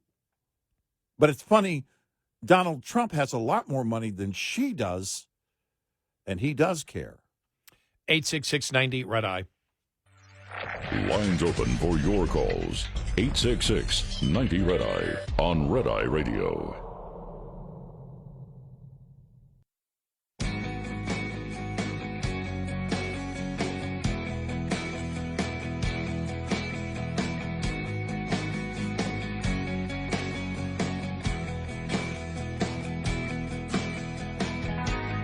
It's Red Eye Radio. He's Eric Harley, and I'm Gary McNamara. All right, let's play this audio. You actually have some moments of truthfulness from Morning Joe. Okay. Now, not when he says he's a conservative, because he said that wasn't. That's a flat-out lie. But here we go. All right. The Washington Post Matt Bai writes in part, I do think the prosecutions fed a narrative of Trump as a victim. I also think Democrats dug themselves into a hole on cultural issues and identity politics. Trump's vicious transgender ad in the closing weeks, she's for they, them, he's for you, was probably the most effective of the cycle. I think that probably landed with a lot of traditionally Democratic voters who feel like the party is consumed with the cultural issues, while the economic issues don't really change. I think people needed a reason to feel good and hopeful about voting for her, and absent that, a lot of frustrated voters apparently decided to go with the guy who wants to burn it all down. Let's dig a little deeper, because you have that stacked on top of what happened on college campuses this fall, stacked on top of what's been happening on college campuses over the past 4 or 5 years. I have said this on the air, and every time I've said it, people said, oh, you're just saying that because you're a white conservative. No, I'm just saying it because every Democrat that we have ever sat down with dinner with over the past 5 years who have kids that go to colleges say their kids are afraid to speak in class because they'll be canceled. Let me say that again. And they're all Democrats. Everybody that we've had dinner with, if they have a kid in college, you can go, how the Red Sox going? Yeah, fine. Yeah. Sitting there eating. Beautiful day today, wasn't it? Yeah. My daughter at University of Virginia, she's afraid to raise her hand in class because if she says something that's politically incorrect, she will immediately be canceled. She'll be shunned from class. She'll be destroyed in social media by noon. So they just sit in class quiet. Now, if any of you, which camera? Give me a camera to look at. Boom! I'll look at that one. If any of you out there say, oh, that's just like a conservative, white, Southern guy, da-da-da, that's what you're losing. All right. There you go. Now, when he said accused of being a white conservative, he's not conservative. No, he used to be a Republican. He is not a conservative. But interesting where Mika was reading, the columnist in the Washington Post who said, well, people say they're obsessed with cultural issues. No, people aren't saying they're obsessed with cultural issues. People are saying they're batshit crazy on this particular issue of the fact that a man can be a woman because a man says so. Yeah. That's insane. Yep. Don't do it under the umbrella of, oh, it's cultural issues and they just don't like cultural issues. No, people don't like the insanity of men in women's private spaces. Right. People don't agree with men playing women's sports. Right. They don't agree with the insanity of basically trying to make a scientific case that a man can be a woman because a man says so. Mm-hmm. It's the insanity of the issue, not that it's just a generic cultural issue that exists out there. We need to stay away from cultural issues. No, you can bring up cultural issues. I would suggest, I guess these 3 words, don't be insane. Well, you know, what you hear, what the common thread you hear from all of these liberals, and Joe is a liberal, he's not a conservative, is this hero complex they have. They all think they're the hero. They all think they're a hero for whatever group it is. Whether they belong to the group or not, they believe they're the hero. They want to, you know, what you hear in these complaints is this virtue signaling. And you also hear the core of who they are. We've been telling you for years, this is how they think. And their reaction across the board. I haven't seen any of it yet, but I've read, the New York Post had a story on it. Colbert and Kimmel having meltdowns over the Trump win. Of course. All the liberals are having a meltdown. Again, it's part of why he won. This kind of behavior was part of the point. Part of the big point of people saying, you know what, we're done with this. Look, during the Obama years, during the Clinton years, any time when a Democrat was in office at the White House, I still did what I was doing. I didn't vote for them. I didn't want them there, but I didn't whine like this.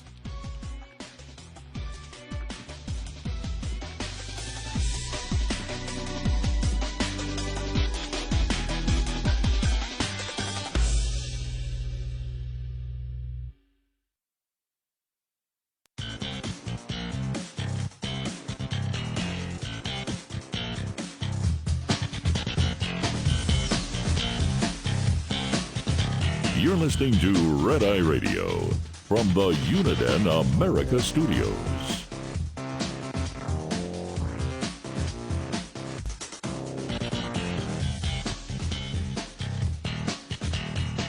It's Red Eye Radio. He's Eric Harley, and I'm Gary McNamara. Wow. I mean, just the identity politics that has come out of this, you know, that doubling and tripling down on it, and now the expansion of identity politics to the fact that from the left that you got yesterday from the radical leftist media, that now black men are misogynist. Mm-hmm. They don't want a woman to win. Mm-hmm. And Hispanics get the double whammy of being both that voted for Trump, end up being racist and sexist. Yeah. Racist and misogynist. Right. And we just shake our head, and then we talked about The View and Sonny on The View talking about uneducated white women. I want to go to another audio cut. It's part of it, but it's expanded a little bit from what happened on The View yesterday. Here we go. All right. What we did not have is white women who voted about 52%, right, for Donald Trump. Uneducated white women, is my understanding.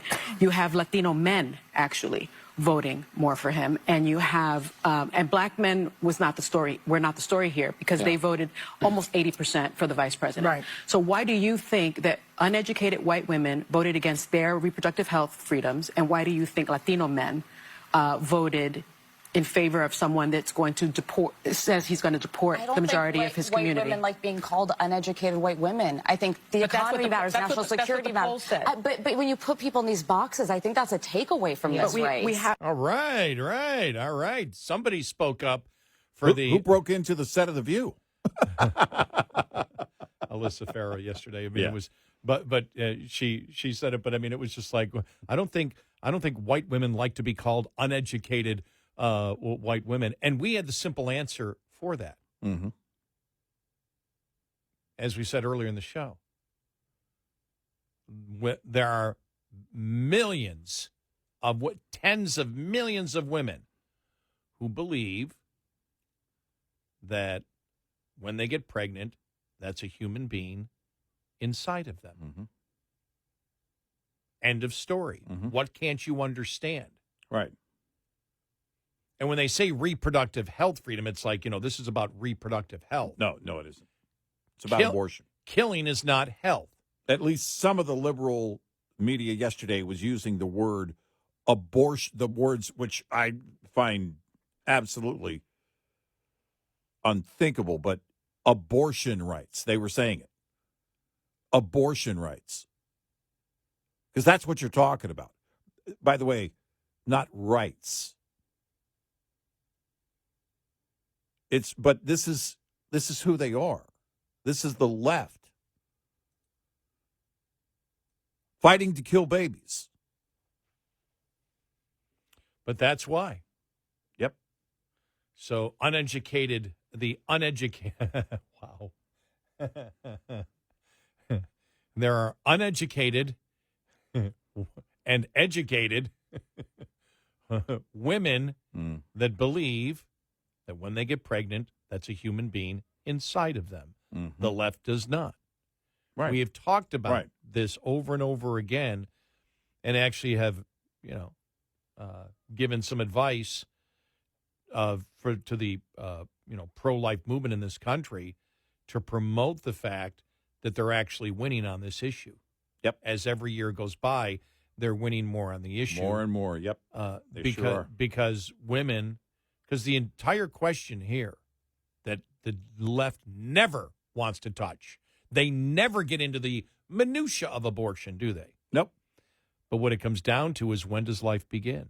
Right. The reason that a majority of Americans do not want, and a majority of women do not agree with abortion till birth, is because they believe that at a point in the womb, it's a human being, and no longer, because it's a human being, do you get to say you're an inconvenience. Right. That's why. And that was the main argument I had with every single pro-choice woman after the Dobbs decision. Because I asked every one of them, each and every one of them. They said, it's my body. I said, oh, then you believe till abortion, till birth. No. It's got to be limited. Well, then it's not about your body. Right. At some point, you believe it's not about your body. It's about the child. Right. You told me. I'm not telling you what you think. You told me what you think. Right. And then I'm analyzing it, saying, well, it doesn't make sense when you say it's your body, your choice. You just said it's not. Right. And they looked at me like, oh, my God, I never think about that. These women never thought of that. Mm-hmm. Ever. And I was like, oh, wow. Well, there's a heck of a lot of women that did think of that. Right. And pro-choice women believe it's a human being. Yep.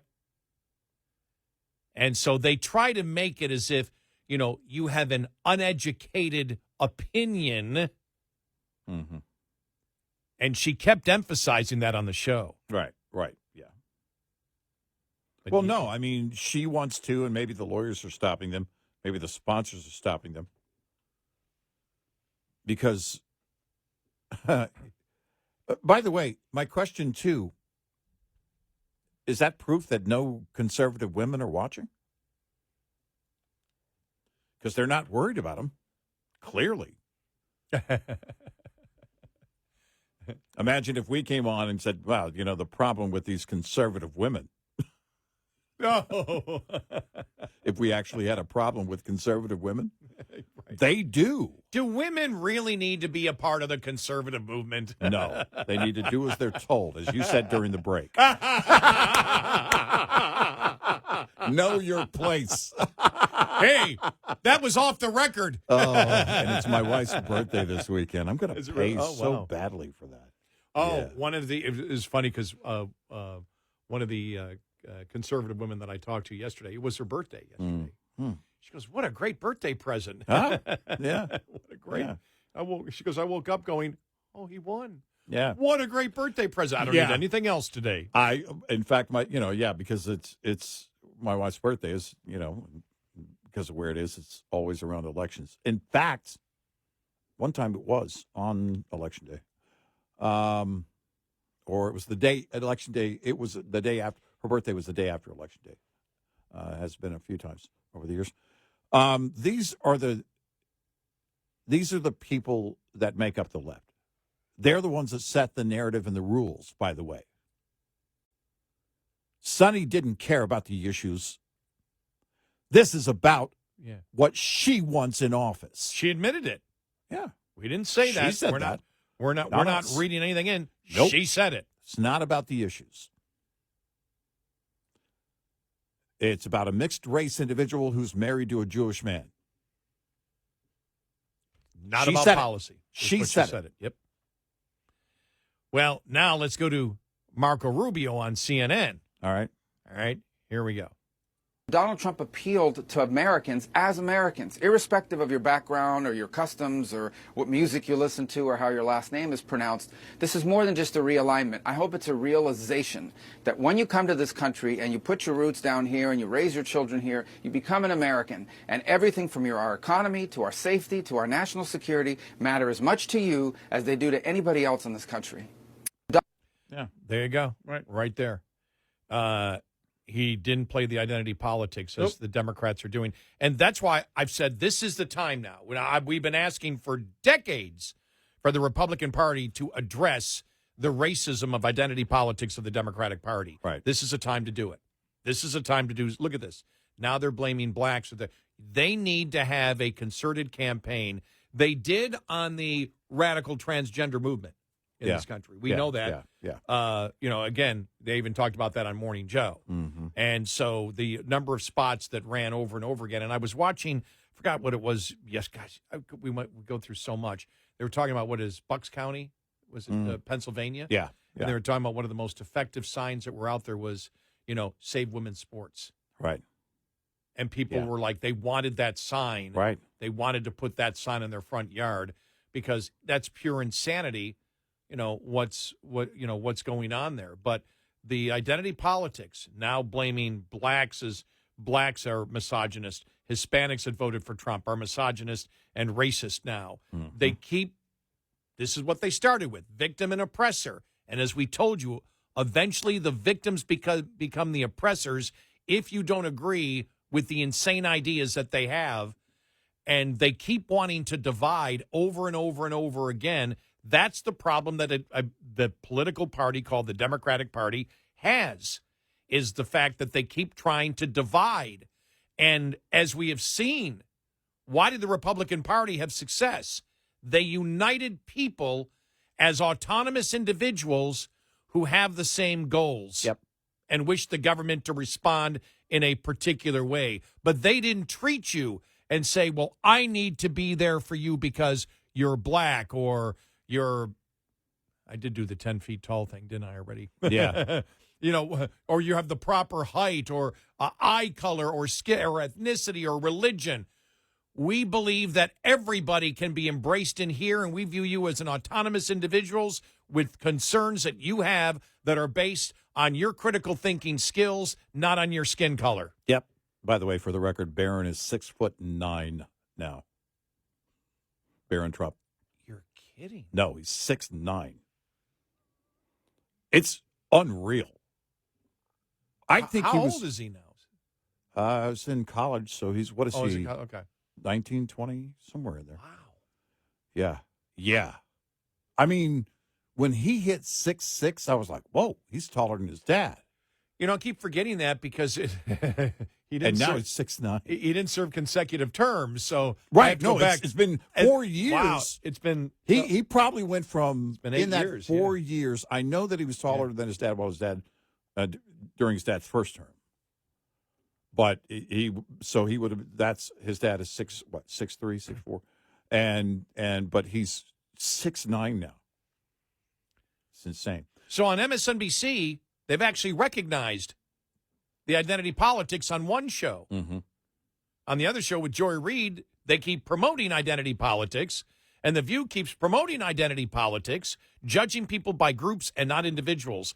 It's time. Look, the Trump campaign finally, in the last couple of weeks, followed our advice. Yes. She caused the problems. I'll fix the problems. That's right. There you go. It's a little bit different. The variation. It's the Trump version. Right. Yes. It's a variation of what we said. Now they've got a pound on the racism. Mm-hmm. From now until the Democrats eventually drop it and say, wait a minute, you're the racist. Exactly. You're the ones that believe in identity politics. Yep. Let's go to the Washington Post editorial. Let's go see what Tim Ryan says. Let's see what these Democrats understand, and you keep promoting that you judge people by groups and not individuals. That's the racism of the Democratic Party. Don't you dare come to me because you're the racist. You're projecting on me your racism. Yep. The Republicans need to do that now because the whole goal is to disarm any argument that they try to make. Right. And Republicans for too long had played the defensive on race and not gone on the offensive. Right. We believe of the autonomy of the individual. That's what we believe. And remember, all day. Critical race theory was a thing that if you believe in the autonomy of the individual, that makes you a white supremacist. You attack that. You attack that insanity. 866-90-RED-EYE. Get in touch with Red Eye Radio, toll free at 866-90-RED-EYE.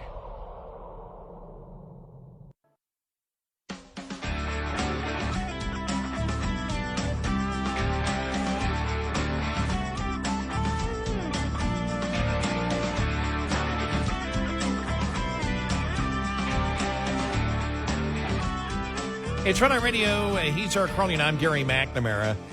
Here's one Harris surrogate, Lindy Lee from the Harris campaign that sort of identifies the problem here. Here we go. It's campaign surrogate Lindy Lee. So we're hearing from Democrats, Attorney General of the state of New York, Letitia James, among them, saying, we didn't expect this to happen. Why not? John, thank you so much for having me. Obviously, this was not the outcome that we had anticipated. We had expected to at least cling on to one or two of the blue wall states, but unfortunately, it was a full sweep. We were hoping for Michigan, Wisconsin, Pennsylvania, and Nebraska, the 2nd Congressional District. So needless to say, it was basically, if anyone has seen Game of Thrones, it was a red wedding. It was a bloodbath. So everyone is in a state of shock. The gender gap that we were pining for did not materialize to the extent, in a meaningful extent, and obviously youth and Latinos and African Americans, a lot of them went over to Trump. So there's going to be a lot of soul searching in the next couple of days. I hope that we can do an honest assessment and not criticize the people who have ideas and solutions about how we can move forward, because if we do not acknowledge the rightward turn of America, we're going to keep losing. No, it's not the right wing, or excuse me, the right turn of the American public. Right. Because Trump is a moderate. Right. It's the bat soup insanity of the leftist turn of the Democratic Party that's the problem. That's exactly what's going on.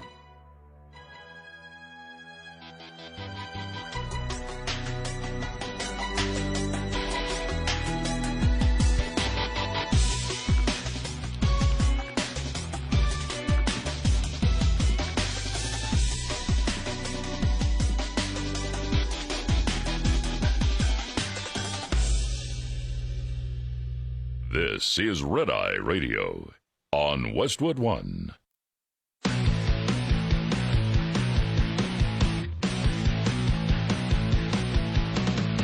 Now, it's Red Eye Radio. Gary McNamara and Eric Harley talk about everything from politics to social issues and news of the day. Whether you're up late or you're just starting your day, welcome to the show. From the Uniden America Studios, this is Red Eye Radio. All across America, we are Red Eye Radio. He is Eric Harley, and I'm Gary McNamara. Good morning. Welcome to a Thursday. Wow. I will say this. I have seen more people with Christmas lights up and Christmas trees in their windows than I ever have before. this early? Well, I mean, it's November 7th. I'm trying to think. Last year, I had a couple of neighbors. One neighbor, he didn't do it this year, but one neighbor last year that turned his lights on at like 11 p.m. on Halloween night. It's Christmas lights on at about 11 p.m. He turned his porch light off around 9:30, to signal they were out of candy. And then about 11 p.m., turned his Christmas lights on. A couple of businesses around here. Who else? Where else did we see it? This past weekend, we were at a business somewhere. My wife and I were. It was a shopping center somewhere, and they had it fully decorated. The entire shopping center fully decorated. And I was like, all right. On a commercial scale, they got to get that done whenever, the workers can get that done, or whoever they hire to get that done. However that's done, you got to get it done, ahead of time, because you don't want to wait. Otherwise, you'll be on a waiting list. That's what's happening. Yeah. Is people are getting the Christmas lights installed each and every year. Yeah. And they start doing it in October. And these people are like, well, if I'm going to pay for it, I'm turning it on now. Well, what's weird here is that our leaves haven't started to change. I have one bold cypress that has these needles that basically turn red and then they fall off the tree. Yeah, those are beautiful. And I actually use that as mulch in my shrubs, on the floor for my shrubs.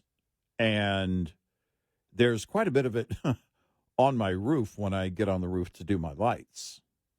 But we're not even close to that. I don't even know.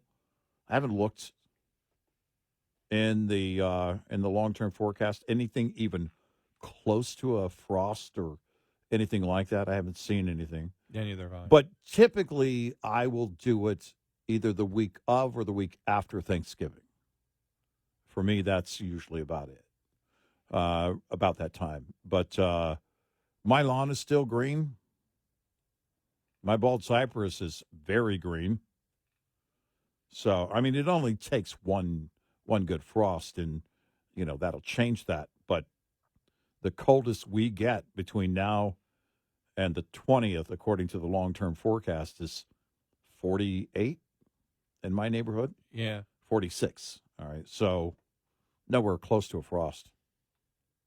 Yeah, just looking at 246. Yeah. And that goes all the way up to the 21st of November. Right. Which is fascinating. One thing that I just use the word fascinating, and I meant to use it for what's fascinating when you move to Texas is, I've got the southern Bermuda.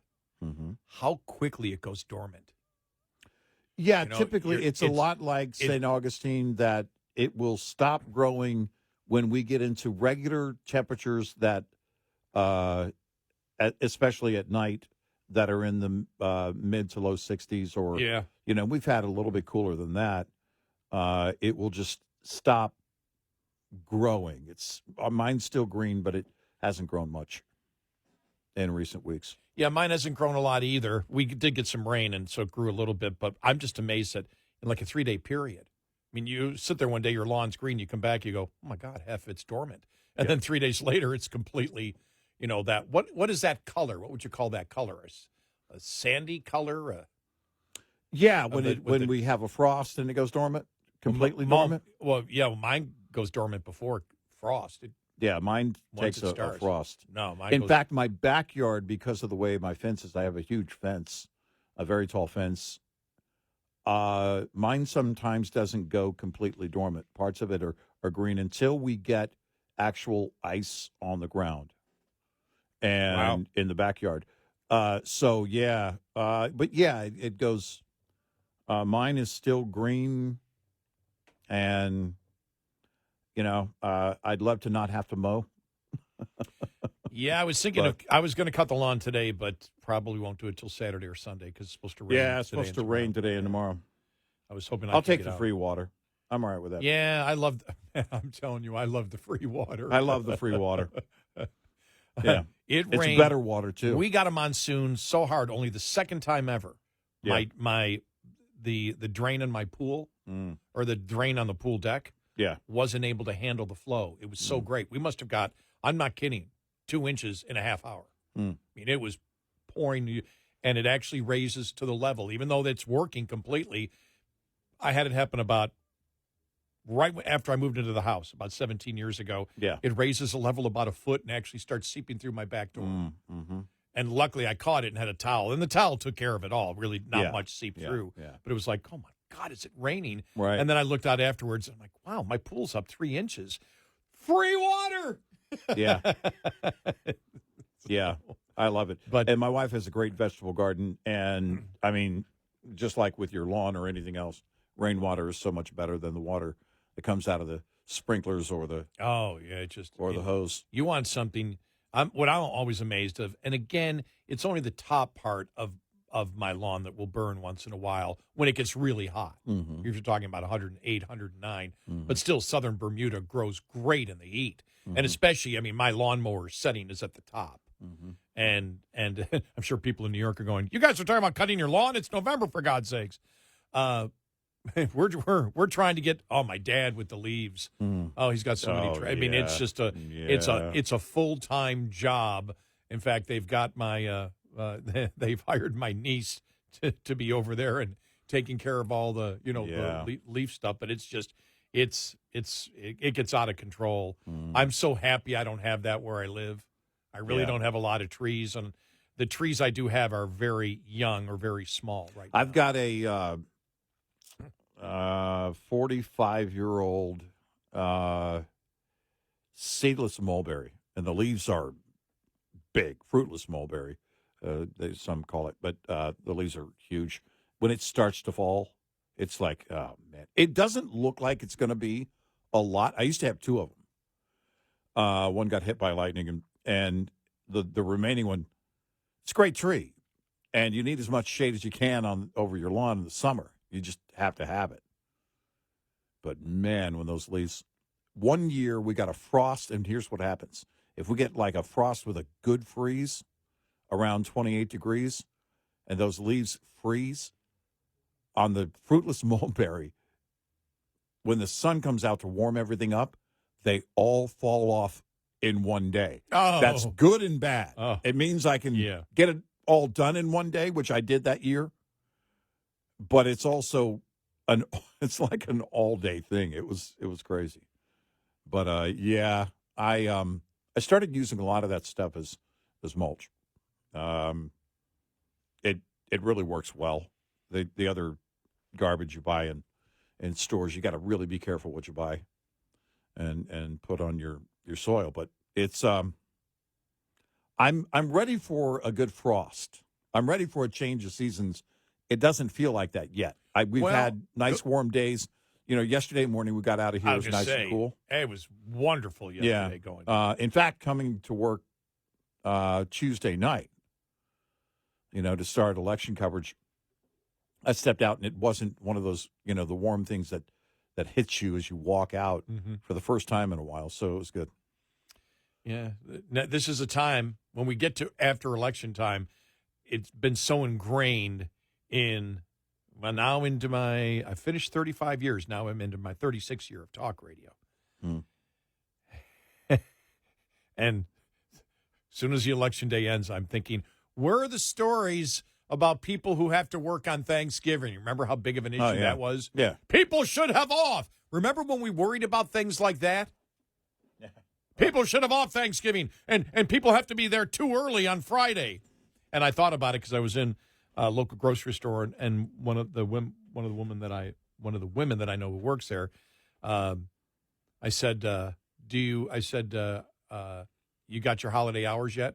She goes, yep, got to be here at 5 a.m. on Black Friday. I'm like, oh, okay. Is that okay? She goes, oh yeah, they pay overtime. I'm like, oh, okay. I have a nephew who's a police officer, and he, in his downtime, like a lot of police officers, he works security, and it pays well. And he can, in 2 days, he got in 28 hours in 2 days, 14-hour days, 2 days in a row on his days off. And when he comes into town to do that, he stays with us. And we were talking about it. And he goes, "Oh no, this is the time of year when I can get these jobs and pay for Christmas and all this stuff." That's kind of the mentality of our generation. It was when they said, "Okay, we got overtime coming up." We were like, "Cha-ching!" Oh, yeah. And I know people who work retail. I'll tell you this. Some of my favorite memories when I was younger, nobody likes working in the holidays. Nobody likes having to be away from their family. But if there's an opportunity, for me, there was opportunity to work overtime. I've done it since I started working the show 28 years ago next month.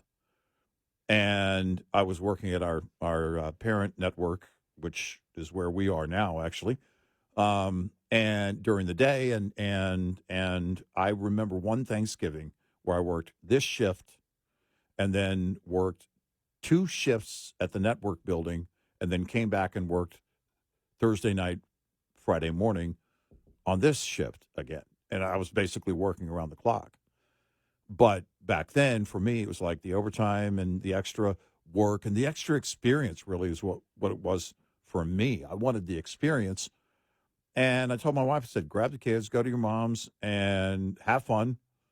And look, it's, when you talk about families who are looking to make ends meet, you do what you have to do. And there's sacrifice.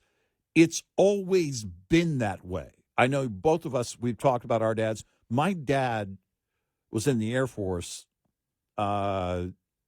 He worked night jobs all the time. He ended up teaching, in fact, at night, taught night school, criminal investigation, law enforcement criminal investigation classes at night. While he was still in the Air Force, he was a top cop in the Air Force. He was an E9, and that's not the top end of the pay scale. But he was teaching at night for extra money. I mean, it's always been that way where if you've got a chance to earn that extra money, you do it. And you bank for the famine times, any time that, it's feast or famine with a lot of people, right? With your own finances, it often is. So you bank those hours during the holidays. We've been seeing this. You and I have been covering that for companies like UPS that will hire extra help around the holidays, right? People take advantage of that. They say it's a great company to work for. It's great pay, great extra pay. All right, great. As a nation, by the way, as a society, most of us, the overwhelming majority of us, are actually okay with that. No, it's not optimal to work on a holiday, but if you work for a decent company, the return is you get a little extra pay, and maybe working Thanksgiving helps you pay for Christmas. It's only been recently, when we started here, or actually a few years after starting here, where I got holidays off. Mm-hmm. I really didn't start to get holidays off till I was like 56, 57 years of age. Mm-hmm. So when you said there's some type of nostalgia, there was for me, where even from the time where I can still remember when I started out as a janitor, but then they made me assistant baker, and I got to work as a baker like on the holidays, right, actually making the donuts. Mm-hmm. I actually made the donuts. Mm-hmm. And so I remember working Thanksgiving and Christmas morning when the donut shop would be open till noon. Yeah. And people would come in. And this is where people came to the counter. I guess I lucked out. I didn't get secondhand lung cancer because everybody was smoking. Yeah. I can still remember. Oh, yeah. But, I mean, you're making the donuts and the coffee, and you can smell the coffee and everything else. And I remember the nostalgia of closing up and going home, going to my parents' house, because I was in high school in the first year of college when I did that one. But then even later on, I remember when we were working 12-hour days, 6 days a week, and we stopped and it was like, okay, 5 p.m. on Christmas Eve. Okay, we're done. We're shutting down now. And I was one of the last out of the huge plant that I worked. I had 20 buildings, huge buildings, 100 feet tall, because they did everything. They had, the forge plant and everything else there, and then the machining part of it. Huge machines, too, because we made stuff for the U.S. Navy, compressors and things like that. But I remember being one of the last ones out of the whole building. Everything was quiet. Yeah. I still remember walking Right. out and the snow was falling. Those are the kind of nostalgic memories I get, working holidays or working all around holidays. So Right, yeah. But yeah, the things I think that people remember how it was such a big issue. Nobody should be working Thursday or Friday. People need to get off. It's like, oh, apparently we have bigger problems. Right, exactly. 866-90-RED-EYE. Brought to you by Hot Shot Secret. Hi, I'm Jen Loomis, a transport safety expert at JJ Keller, and I'm here to share a tip on speed and space management. Due to safety concerns, many motor carriers have policies that limit or prohibit the use of cruise control. If your motor carrier does allow you to use cruise control, you should only use it in good driving conditions during daylight hours and on roads that have light traffic, few curves or hills, and a consistent speed limit. Never use cruise control when operating in adverse driving conditions, including wet, icy, or slippery roads, during rush hour in heavy traffic or on congested highways, at night, or when you're tired or fatigued. During all of these driving scenarios, you want to be controlling and adjusting your speed as you drive instead of having to suddenly brake if you encounter an obstacle. In the case of a slippery road surface, you want to be able to slow your vehicle by not accelerating instead of using the brakes whenever possible. This tip was brought to you by JJ Keller and Associates. Visit us at jjkeller.com. We'll be right back with more Red Eye Radio with Eric Harley and Gary McNamara.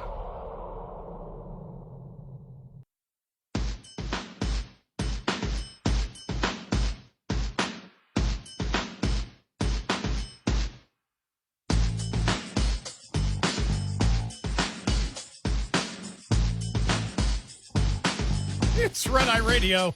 He's Eric Harley, and I'm Gary McNamara. Getting people in trouble, am I? I just checked my phone and got a message from one of our great listeners. I mean, she's been a listener. Let has been a listener to the show. I look back on messaging stuff that she's messaged me that goes back 13, 14 years ago. Oh, that's awesome. Thank you. And so just a great listener, and she writes to me, this is where we were talking about conservative women and the conservative women that we know, right, and the attempt by Democrats to attack, conservative women, whatever, as uneducated. Right, and I was talking about the strongest women that I know, and I was communicating with a number of them yesterday. She was actually one of them. Yeah. But so she's up and early. I made a joke about knowing your place and do as you're told and that thing. Exactly. And, she's down in San Antonio, but she wrote to me, Yeah. I know my place, and I always do what I'm told.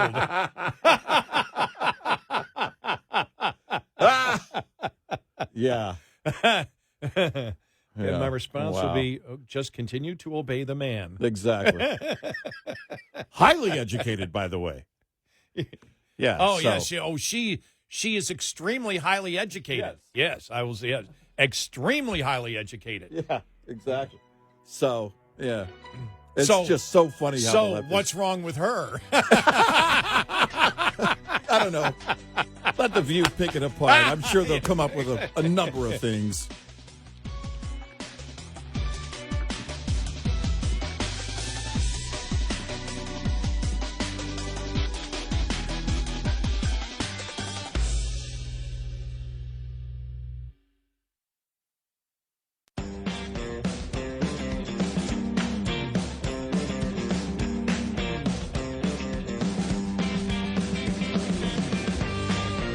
If the two idiots overnight can understand it, so can you.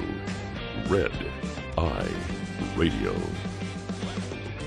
And he is Eric Harley, and I'm Gary McNamara. Welcome and good morning. I did see yesterday, and we had said this before the election, if Trump wins, when we were saying if Trump wins, and all indications, as we said from the polls, were that he was going to win, and he did win. And it looks like the most accurate polls of 2020, for the most part, were the most accurate polls of 2024. And we'll go through that in future weeks when the official list comes out. But we had said if Trump wins, and we said it last night, that we believe that abortion is no longer a federal issue. Right. this would be the last election where it would be, because by the time we get to 2028, as you saw, there are propositions on all different states about where they wish to go on abortion. That'll be settled by 2028. Yep. That's done. It's not a federal issue. It's a state issue now. It's a state issue. It's what your governor may do. And your Congress state is legislature. never going to take this up. They're never going to, because it will require each of them to take a solid, firm position one way or the other.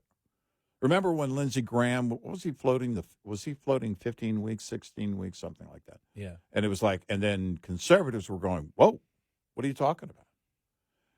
That's the conundrum that they're all in on Capitol Hill. So it will remain, I'm with you, it will remain a state issue. And if you look at their campaign, the Harris campaign, the campaign was about abortion. The campaign was about January 6th. The campaign was about Trump bad. The Trump bad and January 6th, people have already vetted that in their minds over and over again and came to a decision. Yep. As we stated over and over again, that was wrong. Abortion, again, this may be the last campaign where it was a significant issue, but it wasn't one of the top issues. No. And now it's going to be gone, we believe. And therefore, where does the Democratic Party go? This is the big question. Where do they go? Because right now, you've got, we go back to that, I think it's, what's her name? I can't think of her name, the Harris surrogate that we just played, Lee, Ms. Lee, that we played from Fox News. Here's what she said yesterday about one of the problems why Harris lost. Here we go. Okay. One of the things that are top of mind is the choice of Tim Walz as the vice presidential candidate. A lot of people are saying tonight that it should have been Josh Shapiro. Frankly, people have been saying that for months. I hate to say this, but I'm not sure how much Tim Walz contributed to the ticket. That's the cold, hard truth. Donald Trump, when he came out after it was announced that he had won, after it had been called by multiple media groups, and he came out at his campaign headquarters, he talked about how early on he got some negative feedback about picking J.D. Vance, and that was true. The Walz pick immediately fell on its face right out of the gate from the left.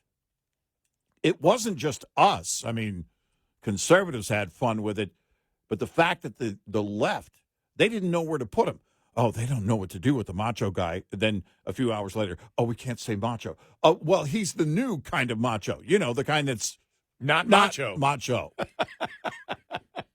He's the anti-macho. He's not mucho macho. Less mucho for macho. And they didn't know where to go. This is the corners that they paint themselves in all the time. It reminds me of a bricklayer that is and that bricklayers would never do this. Of course, if someone gave me some brick and mortar, I might do it.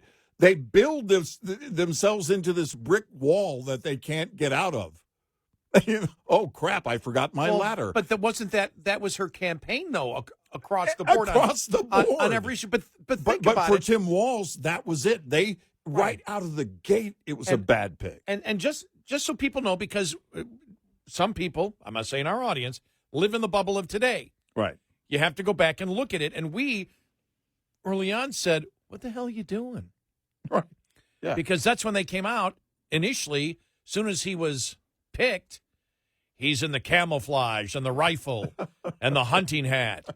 And you had the media surrogates all saying, Republicans don't know what to do when there's a liberal Democrat who is a hunter, who is a macho testosterone kind of guy.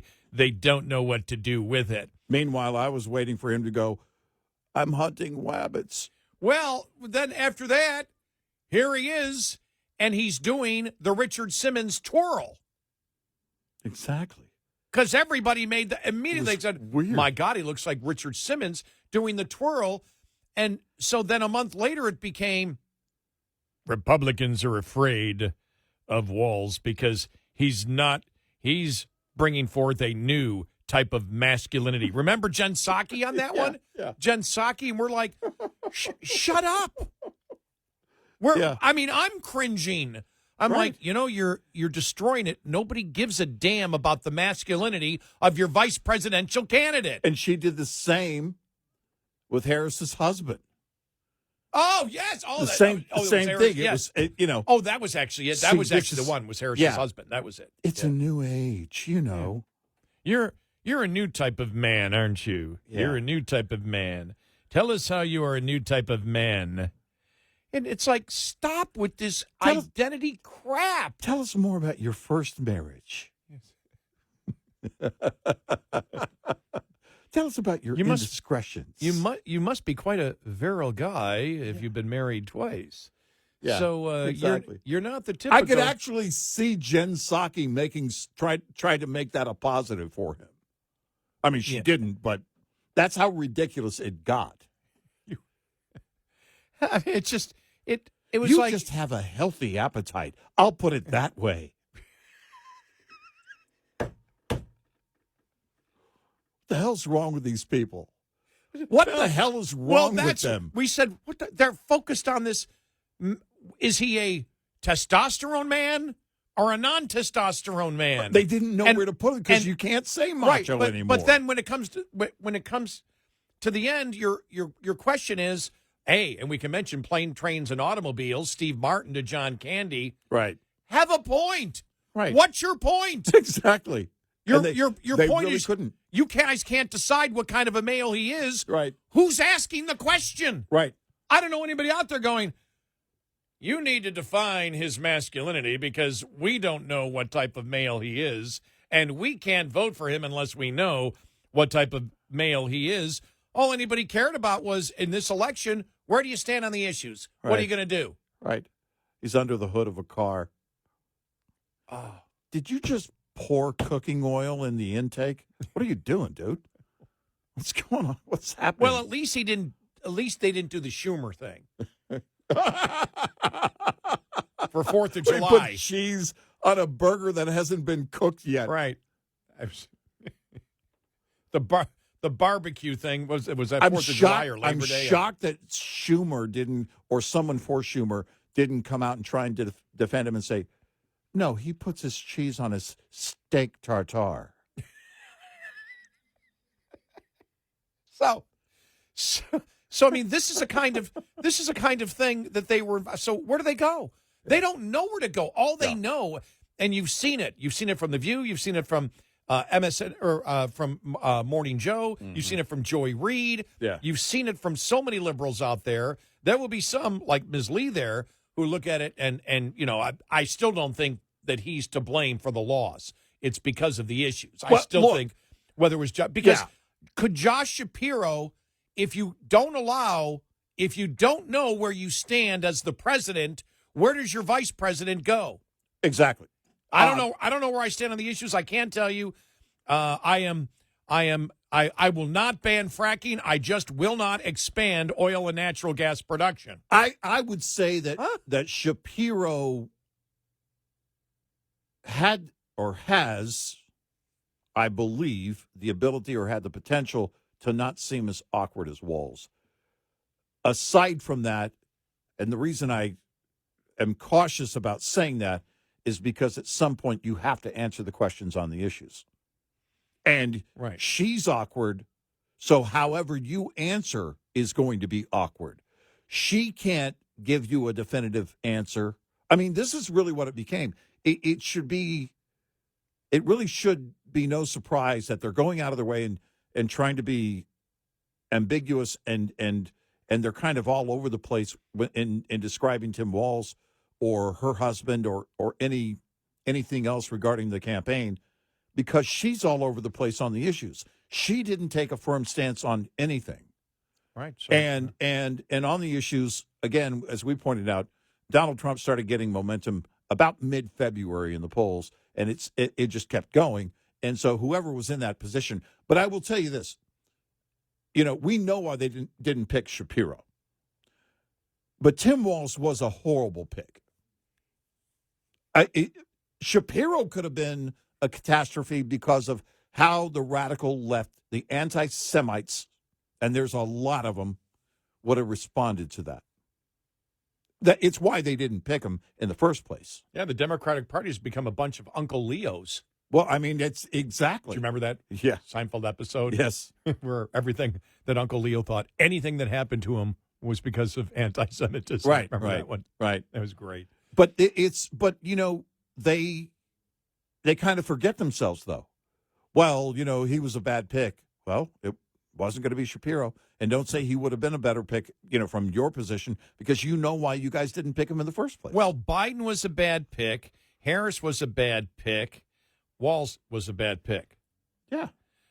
Is that going to be the vetting process, though, in the future for Democrats now? Any man that wants to run for office?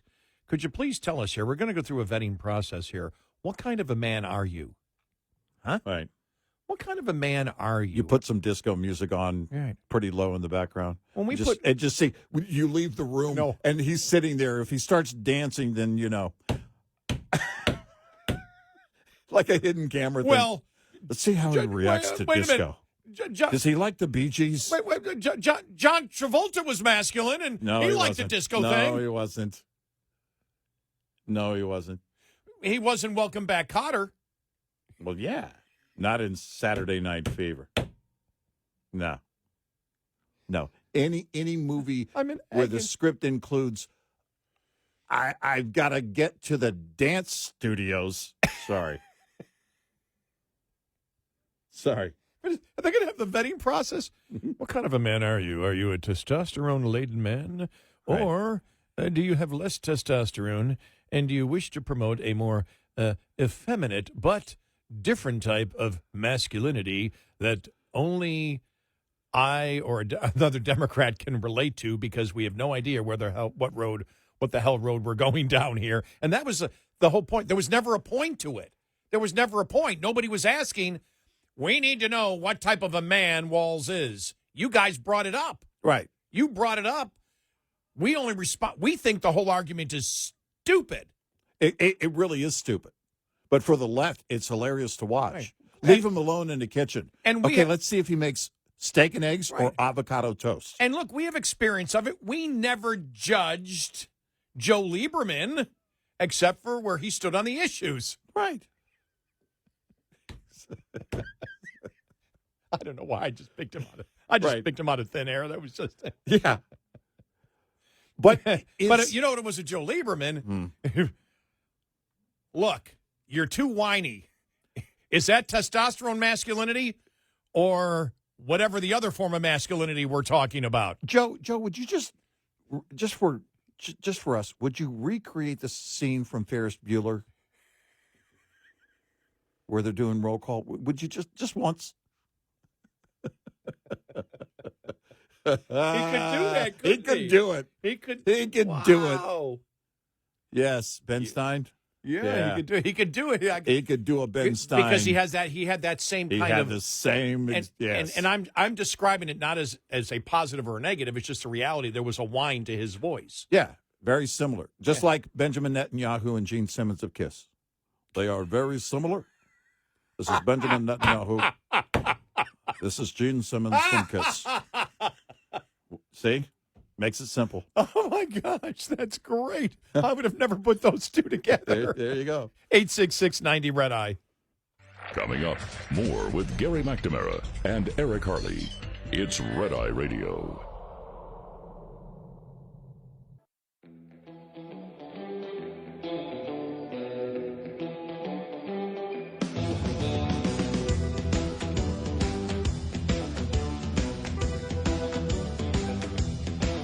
It's Red Eye Radio. He's Eric Harley, and I'm Gary McNamara. Coming up on the top of the hour. I figured it would be coming out. I didn't think that Jack Smith was going to be wait till get fired by Trump. The special prosecutor, and looks like he's going to be gone beforehand, and all those charges against Trump and all those cases against Trump from the federal level are going to be dropped. Yeah, we'll get into that coming up. Plus, Letitia James talking yesterday, right? Yep. Yeah. Wow. The courts are going to decide that, though. Yeah, I think so. Yeah.